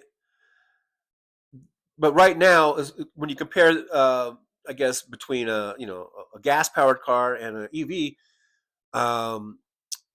it's going to present some challenges there with charging and with your navigation and doing a little trip planning. And it might take you a little bit longer to make your trip. But that's all going to go away too, because we're going to see longer and longer ranges, bigger, ranges, and I think we're going to see improvement in infrastructure where charging stations will be on every corner, just like gas stations are now. So, but yeah, if you're just driving around town and just doing your daily stuff, your daily driving, and you're doing 30 or 40 miles, even if you're commuting 50 or 60 miles or whatever, I mean, like I say, most cars get 200 or get 300 mile range, 280, 312. That's not uncommon now. It's not like the old, remember when Leaf first came out? I think the Nissan Leaf, and I think it had like a 30-mile range or something like that. Those days are done. We're way past that, and we're not done. And we're not, the technology improvements are not done. They're not finished. They're going to get better and better and better with the range and the infrastructure and the prices. All those are sort of like the three main things, right? The price, the range, and the charging. And all three of those things are going to improve drastically over this next decade, no matter who's the president. Now, Trump might slow things down, just like they always do. just like Reagan did and the Bushes did, and now Trump. They might slow things down, which sucks, because when you add all of those presidencies up and what they did or didn't do, it's probably put us about 20 years behind where we should be in terms of technology and advancements. So that sucks, but it's not going to stop. It's not going to stop it. And now the ball is rolling, I think, so fast and so much that it's not going to be like when Reagan took over and whatever. Where this isn't the 1980s anymore. The technology is so much advanced, and manufacturers are making these products that I don't think it can be stopped. So if over this next decade, those things, price, range, infrastructure, the charging infrastructure, that's all going to be, you won't even recognize it in 10 years. It'll be so much better. So like I say, if you're not ready to buy an EV now, don't worry about it, because you might want to wait 5 or 10 years anyhow, because it's going to be so much better, cheaper, affordable, and efficient, everything else. Yakety Smack says electric transportation will dominate automotive industry eventually. NS says it's convenient also. Oh yeah, I just read that one. MJ Daniel, I could go for owning a Shelby or early 70s Trans Am. Yeah, I love those cars, man. I love those fucking cars. Definitely. And I don't think it's a sin if you had one and you owned one and you were a collector and you like to take it out on, to car club meetings, or you like to run around town and, rev the engine up. Fine. I have no problem with that. But we just need to make EVs be the predominant, is that what it is, or predominant, or the main vehicle, right? MJ Daniel channel, Trucker John, something craziest fares. Josh, TJ After Dark in Vegas. Oh yeah, okay, craziest fares. I get it. Yeah, I was talking about having a thing. Yeah, I think it would be interesting to do. Even when I was with doing Uber, I've been wanting to get a camera and just have it run while I'm doing my runs, my my trips or whatever, and just let it go and see what happens. Because Vegas is an interesting place, and it's, even if I wouldn't be talking with you guys, I wouldn't be talking to the chat very much unless I could stop and have a little break or something. But I would just be driving, and you would hear my conversations with the passengers sometimes, and sometimes there's no conversation at all. Sometimes there's can get very conversational, but I think it would be interesting. Cian says, okay, I'm going to have my dinner, you guys. See you later. Good day to all. Stay safe. Thanks, TJ and Aaron and Jolie. Hey, thank you, Cian, for hanging in. I know you're way over in the Netherlands. And I'm just trying to see. I've gone over 2 hours already. Wow, that was a quick 2 hours, guys. Suzanne says, wow, it's 1 p.m. Yeah, and I'm 13 minutes behind you. Boy, that was quick. That was a quick 2 hours. MJ Daniel, Rivian. I didn't even bring up Rivian. Yeah, it says, I have seen a couple of Rivians around town. Don't know how they drive, but they look nice. They look nice, and I haven't driven one, but I've watched a lot of YouTube videos on that, and they do compare that a lot to the Tesla. It's like a lot of the YouTube video creators who do those videos. They say it's on par with Tesla. But the Rivians, and I think they have maybe their cheapest one might be around 70. So I think they have different battery packs, right? I think it goes from like 70 to 80 to 90. Like you could I guess dress one up and get all the stuff in it. It might be looking at like $95,000. I think you can get a base model one for somewhere in the 70s, which to me that's still out of my price range. But the Rivians, yeah, that's another one that's it's been getting high marks, high grades for the Rivian. You might want to check that out.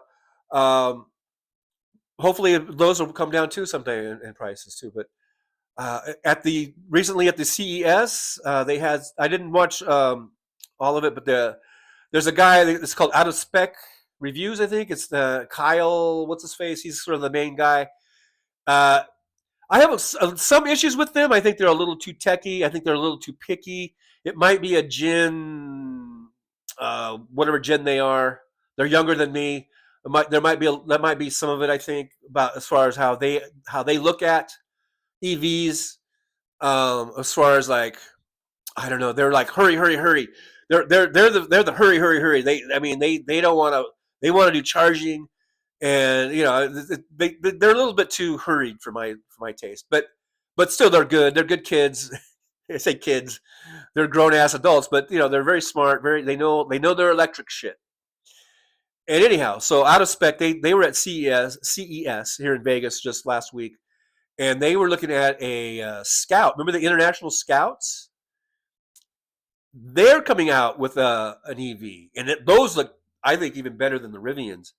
And they're sort of like the old Scout, kind of like a Bronco, like a Ford Bronco, but they're the Scout. And they had a couple of different models of that. One was more like an SUV. One was, I think, had like they might have had a pickup bed on the other one. I don't know much about them in terms of price. I'm sure they're very expensive right now. I don't know the specs. I didn't watch enough of it. I don't know the range. I don't know the price.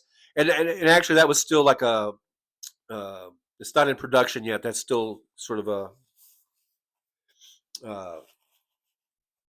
like a show car or whatever. But still, the point is that they're just coming out with everything: trucks, SUVs, sedans, subcompacts. We're going to have so many choices with these EVs coming up in the next few years. Just skip it on down. It says, Suzanne says, yes, indeed, David, in Grand Prairie, we need to mobilize and meet all of us, especially now.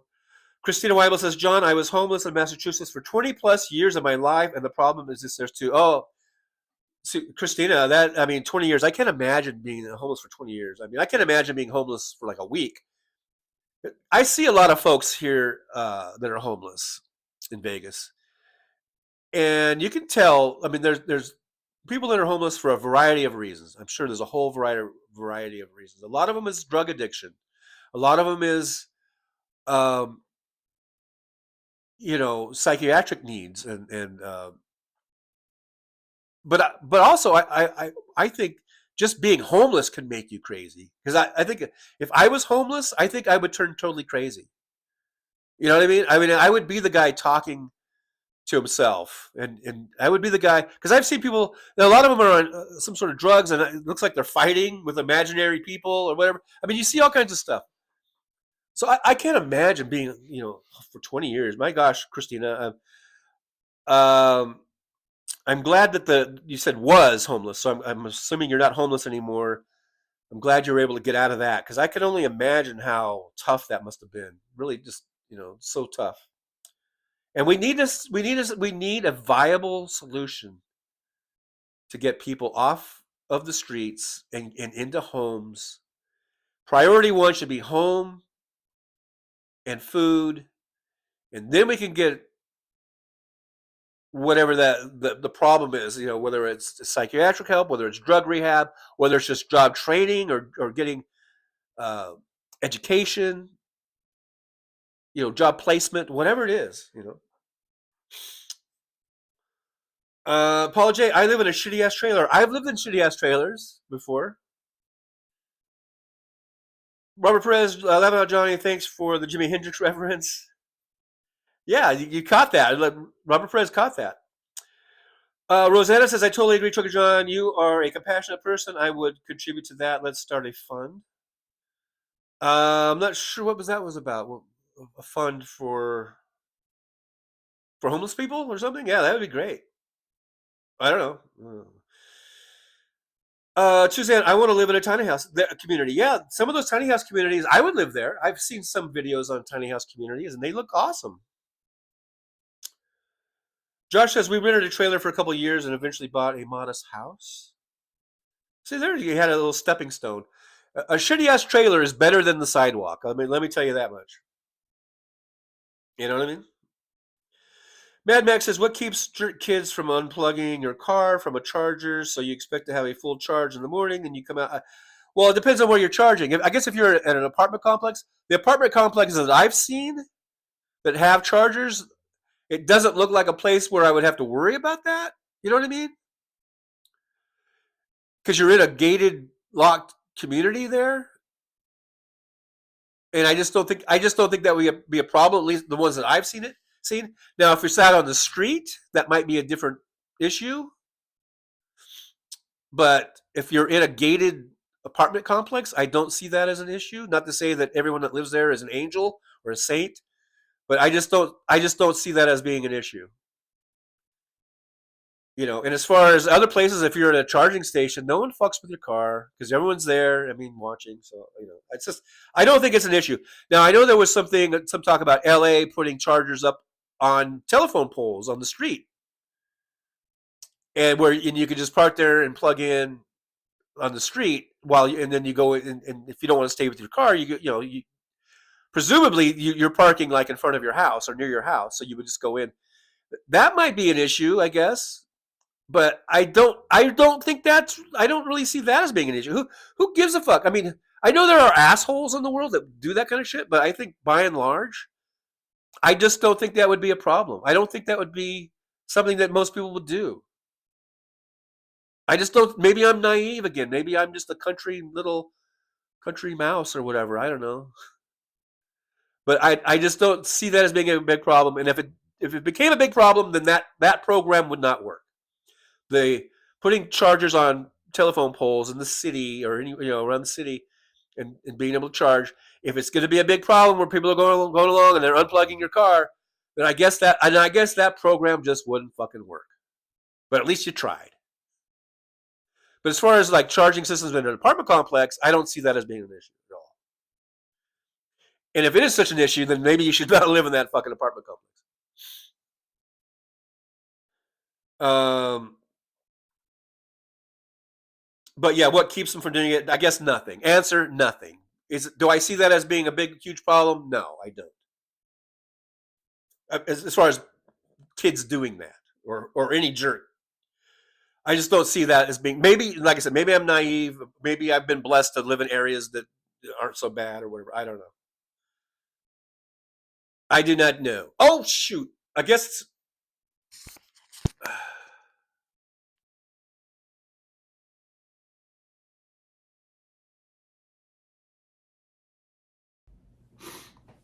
All right, can you guys hear me? It looks like I lost my mic. Hopefully I caught that soon enough.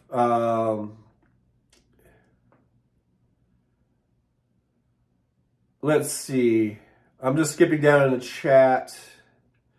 Let me know if you guys can hear me. I'm on the phone mic now. I'm not the regular just mic on the phone. If you guys can still hear me, give me a thumbs up.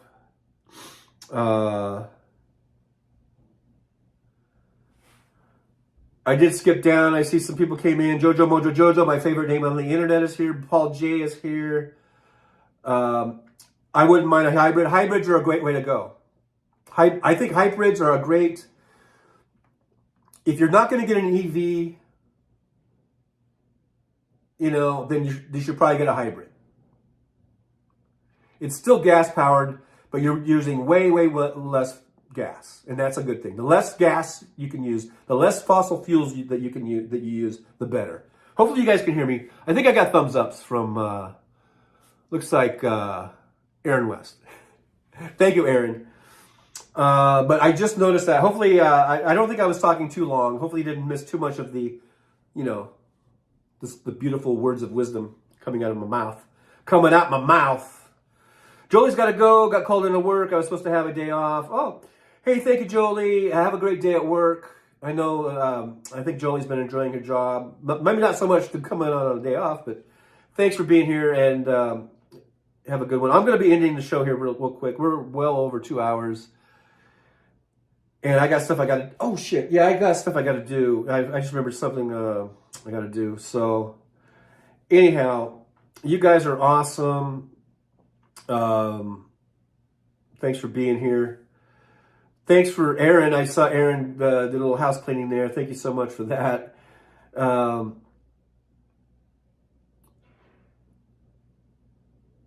Pam J says, how did Christina get out of homelessness? What works best? I thought tiny homes were a good idea. Yay, nay. Yeah, it'd be, if Christina wants to talk about that, that would be interesting to know, you know, like what does work, you know, what is a good way to end homelessness? Because I think we could end it. And by end it, I mean reduce it by 90%. Maybe we'll always have some amount of homelessness, but if we could reduce our homelessness by 90%, that would be freaking awesome.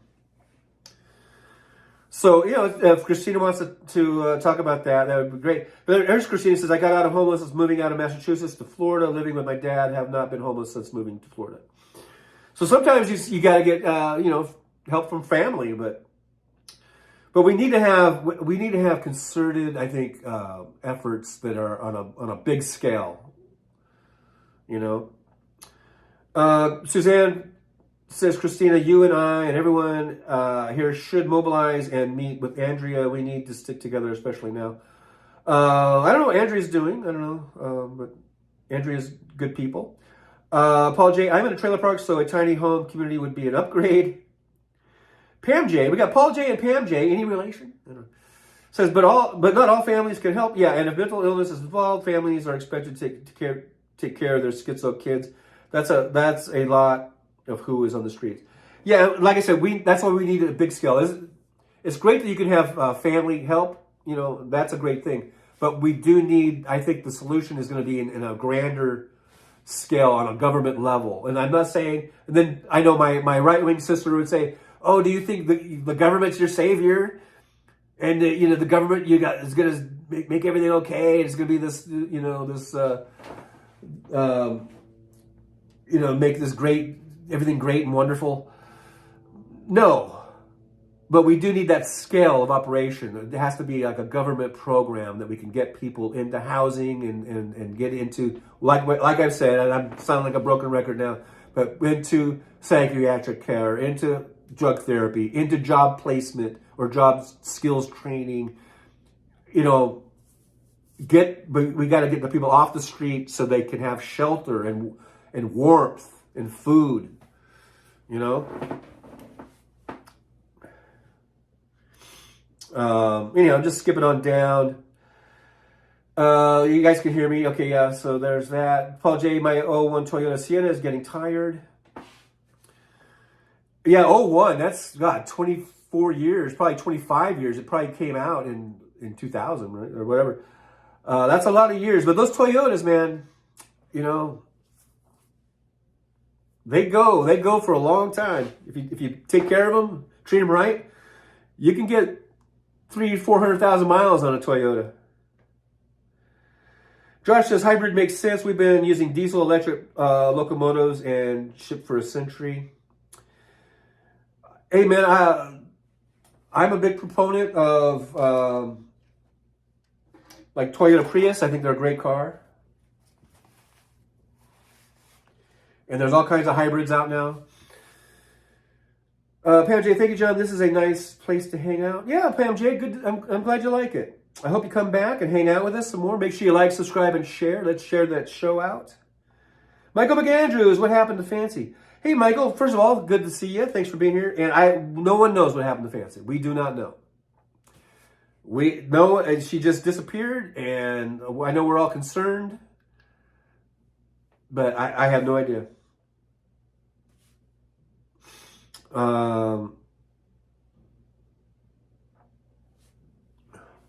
Christina says tiny homes are a good idea. Suzanne First says it was about his take on Lawrence O'Donnell. I had to take it back because I didn't want to alienate myself from his channel. Oh, about talking about Liberal Dan. He doesn't like Lawrence O'Donnell, I guess. Hey, you know, to each their own. I don't really watch those shows very much. When I've seen Lawrence O'Donnell, I was fine with him. But, you know, Dan has pointed out some things that I never really knew about. So, you know. Kelly's here. Hey, Kelly. Hi, Kelly. Good to see you. Thanks for joining us here in the Driver's Lounge. Thanks for hanging out with us for a little bit. I'm just about ready to end the show, by the way. And I keep going over here like my microphone's there, but it's not. Some people say they like this microphone better that's on the phone. So for those of you that like the phone mic, you're getting what you like, I guess. Paul J says, a billionaire sure ain't my savior. No, these billionaires like Elon Musk and Peter Toon or whatever the fuck his name is, they have the gall, like Musk has the fucking unmitigated gall to say, you're going to have to live within your means, people. It's going to get rough, but it'll be better on the other side or some horse shit. Fuck you, Elon Musk. You fucking cocksucker, Elon Musk. Fuck you. You know? I'm sorry about the French. Excuse my French. But Elon Musk pisses me off. Pam J says the mentally ill homeless need supervision, help with meds and everything. Yeah, I mean, there's so many that are mentally ill and they're just out on the streets and they need, like you say, they need supervision and Mr. Balnul, you'll be deported. Search for you. I live in a tiny condo. There you go. Klato Verato Nitko is here. Hey, Klato, good to see you. Says, Trump said it is Governor Newsom's fault they had no water and the fire hydrants to fight fires in California. Trump, did you have a vaccine right away to save hundreds of thousands of lives from COVID? Trump's full of shit. The water was not the issue. And we talked about this at the very beginning of the show. At the very top of the show. So I'm not going to go too much into it. But the water was not the issue. The issue was that we've been in drought conditions. They've had no rain. This is the rainy season for LA. And they have no fucking rain. Everything is dry as fuck. And you had 90 and 99 mile an hour winds. So if there's any spark, people were setting off fireworks. They think that might have set this Palisades fire off. You can't set off fireworks out in a dry, windy place like that. Whatever the spark was, all it took was a little spark, a little something, and these dry conditions in the wind, and you've got a recipe for disaster. This had nothing to do with the California smelt. This had nothing to do with reservoirs. This had nothing to do with a big faucet from Canada. Fuck you, Donald Trump, you fucking idiot.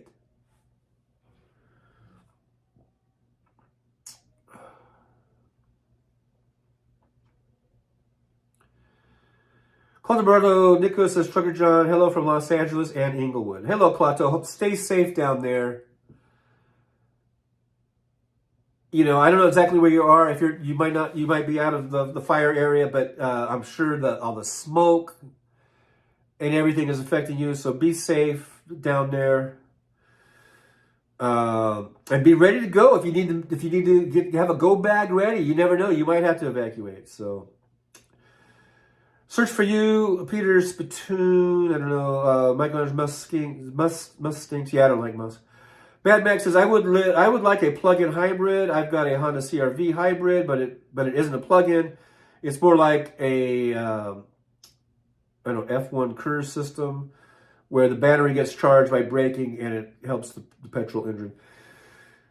Yeah, that's regen braking and all that kind of stuff. But even that, hybrid and plug-in hybrid, those are all great things too. I mean, they're not as good as EV in my opinion, but if you can afford an EV, you're not ready for an EV, hybrids will save you on gas. You'll be using less gas, so you'll have a smaller fossil footprint. And I think that's great. Kelly says Trump and Fakellen or something like that. MJ Daniel, until every Tesla is manufactured in America with American workers, Leon can shut the fuck up. They do have several manufacturing plants in America. They're not unionized. And apparently they get most of the parts manufactured in China and other places, and they bring them here for final assembly. So, you know, it's not really like a big manufacturing plant, I guess. I don't know. But yeah, I agree. Leon, you can shut the fuck up. Suzanne Ferry Subby says, Mad Max, you are lucky you have transportation. I'm without a car. And that, being without a car is tough. Especially if you're out in Texas and they don't have, and then you're someplace where they don't have maybe a good mass transit system or something. MJ Daniels, size and intensity of the fires made it impossible to handle. Yeah, it was just, these were just unprecedented, Cult of Brando Nitko, Trucker John, I have lived in California for 70 years and it has burned every year we had a fire, some big, some small. Yes, I was born in Northridge, California, 64 years ago. I lived in California all the way until 5 years ago in Southern California. I realize we've had big fires, but nothing like this, Klaatu. This is the biggest one ever. I've never seen a fire like this. I've never seen 100-mile-an-hour winds. I've seen 70 and 80-mile-an-hour winds. Lots of times, like I said, down Interstate 15, Interstate 10, going through Rancho Cucamonga and Fontana and Ontario. I've seen trucks blow over.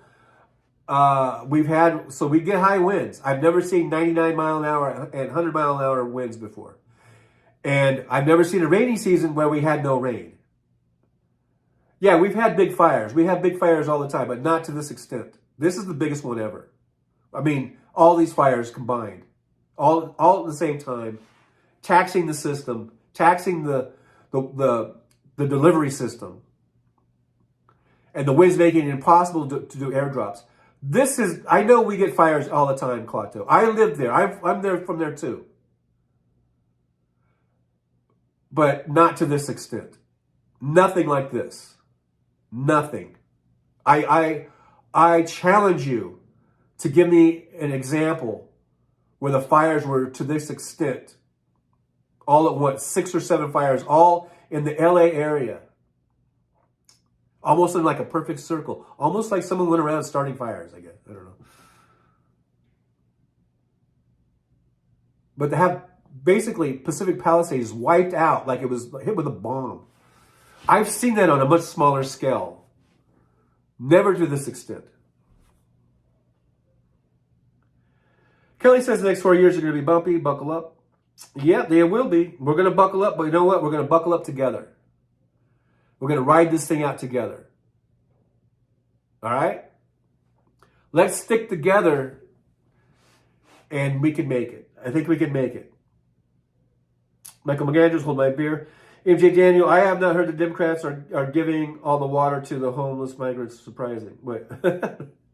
Yeah, you're surprised that that argument hasn't come up from the right-wingers. They're giving all the water to the homeless people. How are they going to fight fires? How can they fight fires? Paul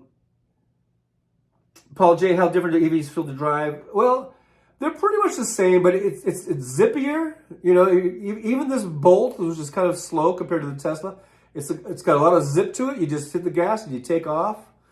I think they have a smooth ride. They're usually kind of, because they have battery packs. It makes the cars a little heavier. So it seems like they have a kind of a nice smooth ride to them. But other than that, it's pretty much like a regular car, Josh, they're roasting the cats, the dogs. Suzanne says, Kelly, we need bubble wrap. Kelly, fire pattern was weird. Yeah. It's like a nice little circle kind of like thing. And they've already said that some of these fires were arson set. So, but you combine that, it gets very dangerous because, like I say, drought conditions, high winds. It's a tinderbox out there. Josh says the next 4 years is going to be like a bout of diarrhea. Stock up on your Pepto-Bismol, folks. Pam J, let's stick together. Yeah. Are you old enough for Haley Mills? The actress who played like the original Parent Trap or something? I don't know. Suzanne says, Kelly's things are getting weirder. That's a fact, Jack. That's the facts, Jack. All right, and with that, I think I'm going to end this monstrosity of a show. I think we've touched on a lot of stuff. Thank you guys so much for being here. Thanks for all the likes, the subscribes. We have some super chats in here. Thank you so much. A big yippee out to the super chatters. Thanks for the gifted memberships that we had. Thanks for liking, subscribing, and sharing. Let's make sure we share the show out. I still want to get to 100,000 subscribers, darn it. Even though it seems like I haven't picked up any new subscribers lately for some reason. I guess I'm just not appealing enough. Because I'm just too much of a dick. I don't know. But I really want to get to 100,000, guys. So let's do this. Let's do this. Watch the Lyft videos. Watch all my videos. Like, subscribe, and share on them. We'll be back Tuesday, 9 a.m. Pacific time for Thursday Thoughts. Well, I'll share my thoughts with you. And Pam J subscribe. Thank you, Pam J. Kelly subscribe. Thanks, Kelly, for subscribing. I appreciate you.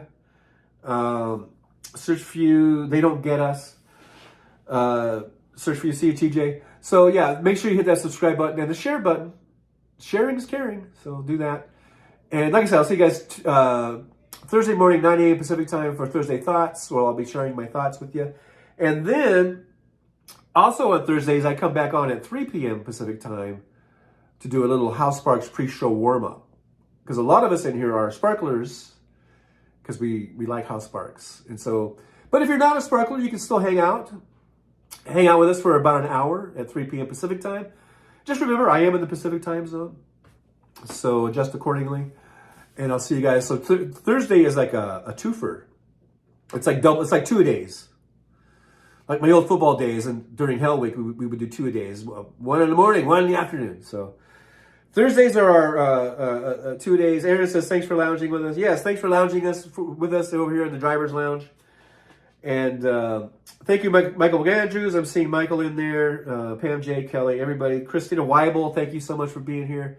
Thanks, Aaron, for all your help. Thanks, Jolie. I know you're at work, but thanks for helping out. Thanks for anybody who is watching on Twitch or Facebook. Thanks for doing that. I want to thank my agent, and I want to thank Craft Services, and I want to thank my mom in heaven. And I don't know, I felt like I was giving an award speech or something there for a minute. Anyhow, guys, but just before I go, let me do one last sneeze, or blow my nose, or both. There, because, you know, you don't get enough of that. You know, I thought you guys just would like to see that one last time. All right. But also, it's pen and paper time, guys. Pen and paper time. Get this done. You want to write this down. I like to end every show with these words of wisdom. So, and you might want to write it down. Here it is. Here we go. Daily word of wisdom from Trucker John. Okay? So just remember now, as you go.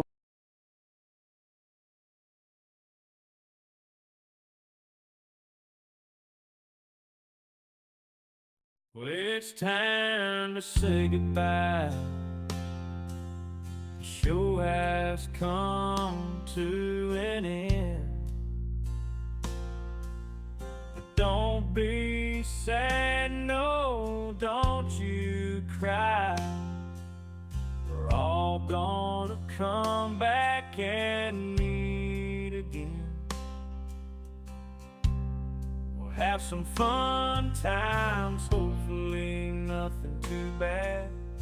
We might talk about war crimes.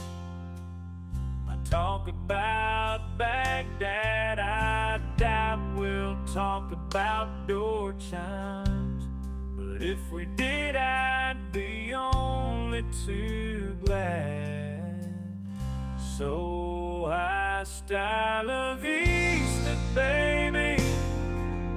The show is over, but could I ask you maybe to take a shower?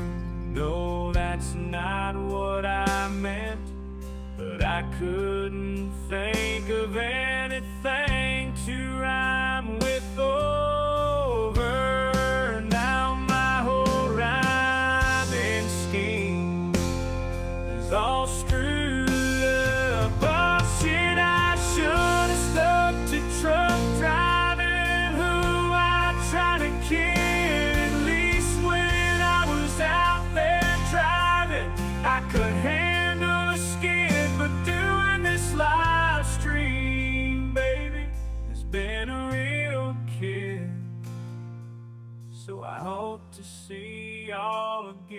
right here on the Trucker John live stream. We're gonna do it again and again, right here in the Trucker John live stream. Yeah, the Trucker John live stream. We're gonna come back and do it all again. No, this ain't no dream. This is where we win, right here on the Trucker John live stream. No, this time to say goodbye. The show is coming in. Don't be sad, no, don't you cry. We're all gonna come back and meet again. Trucker John, on the road he rides, live streaming all through the nights. From politics to pop culture he speaks. No topic is off limits, nothing is weak. From Vegas to the highways, he'll never tire, shouting about food, talking about desire. He's the rebel of the asphalt, the king of the night. With a microphone in his hand, he's ready to ignite. Freedom is his fuel, passion in his soul. Gotta express himself, gotta take control. Moving through the country, keeping it real, no filter, no holding back, nothing to conceal.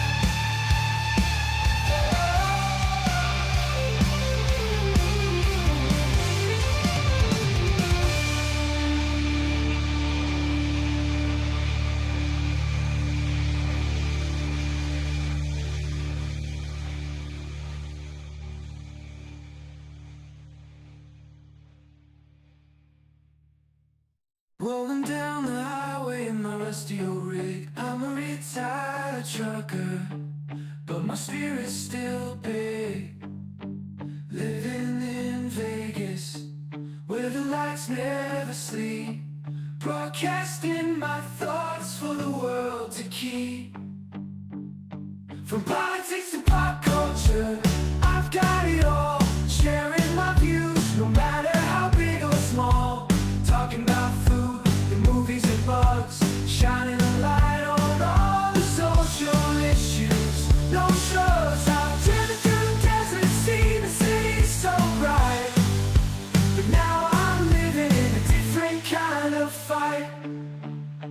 From my apartment in Las Vegas, I hold the key, exploring the world through my live stream for free.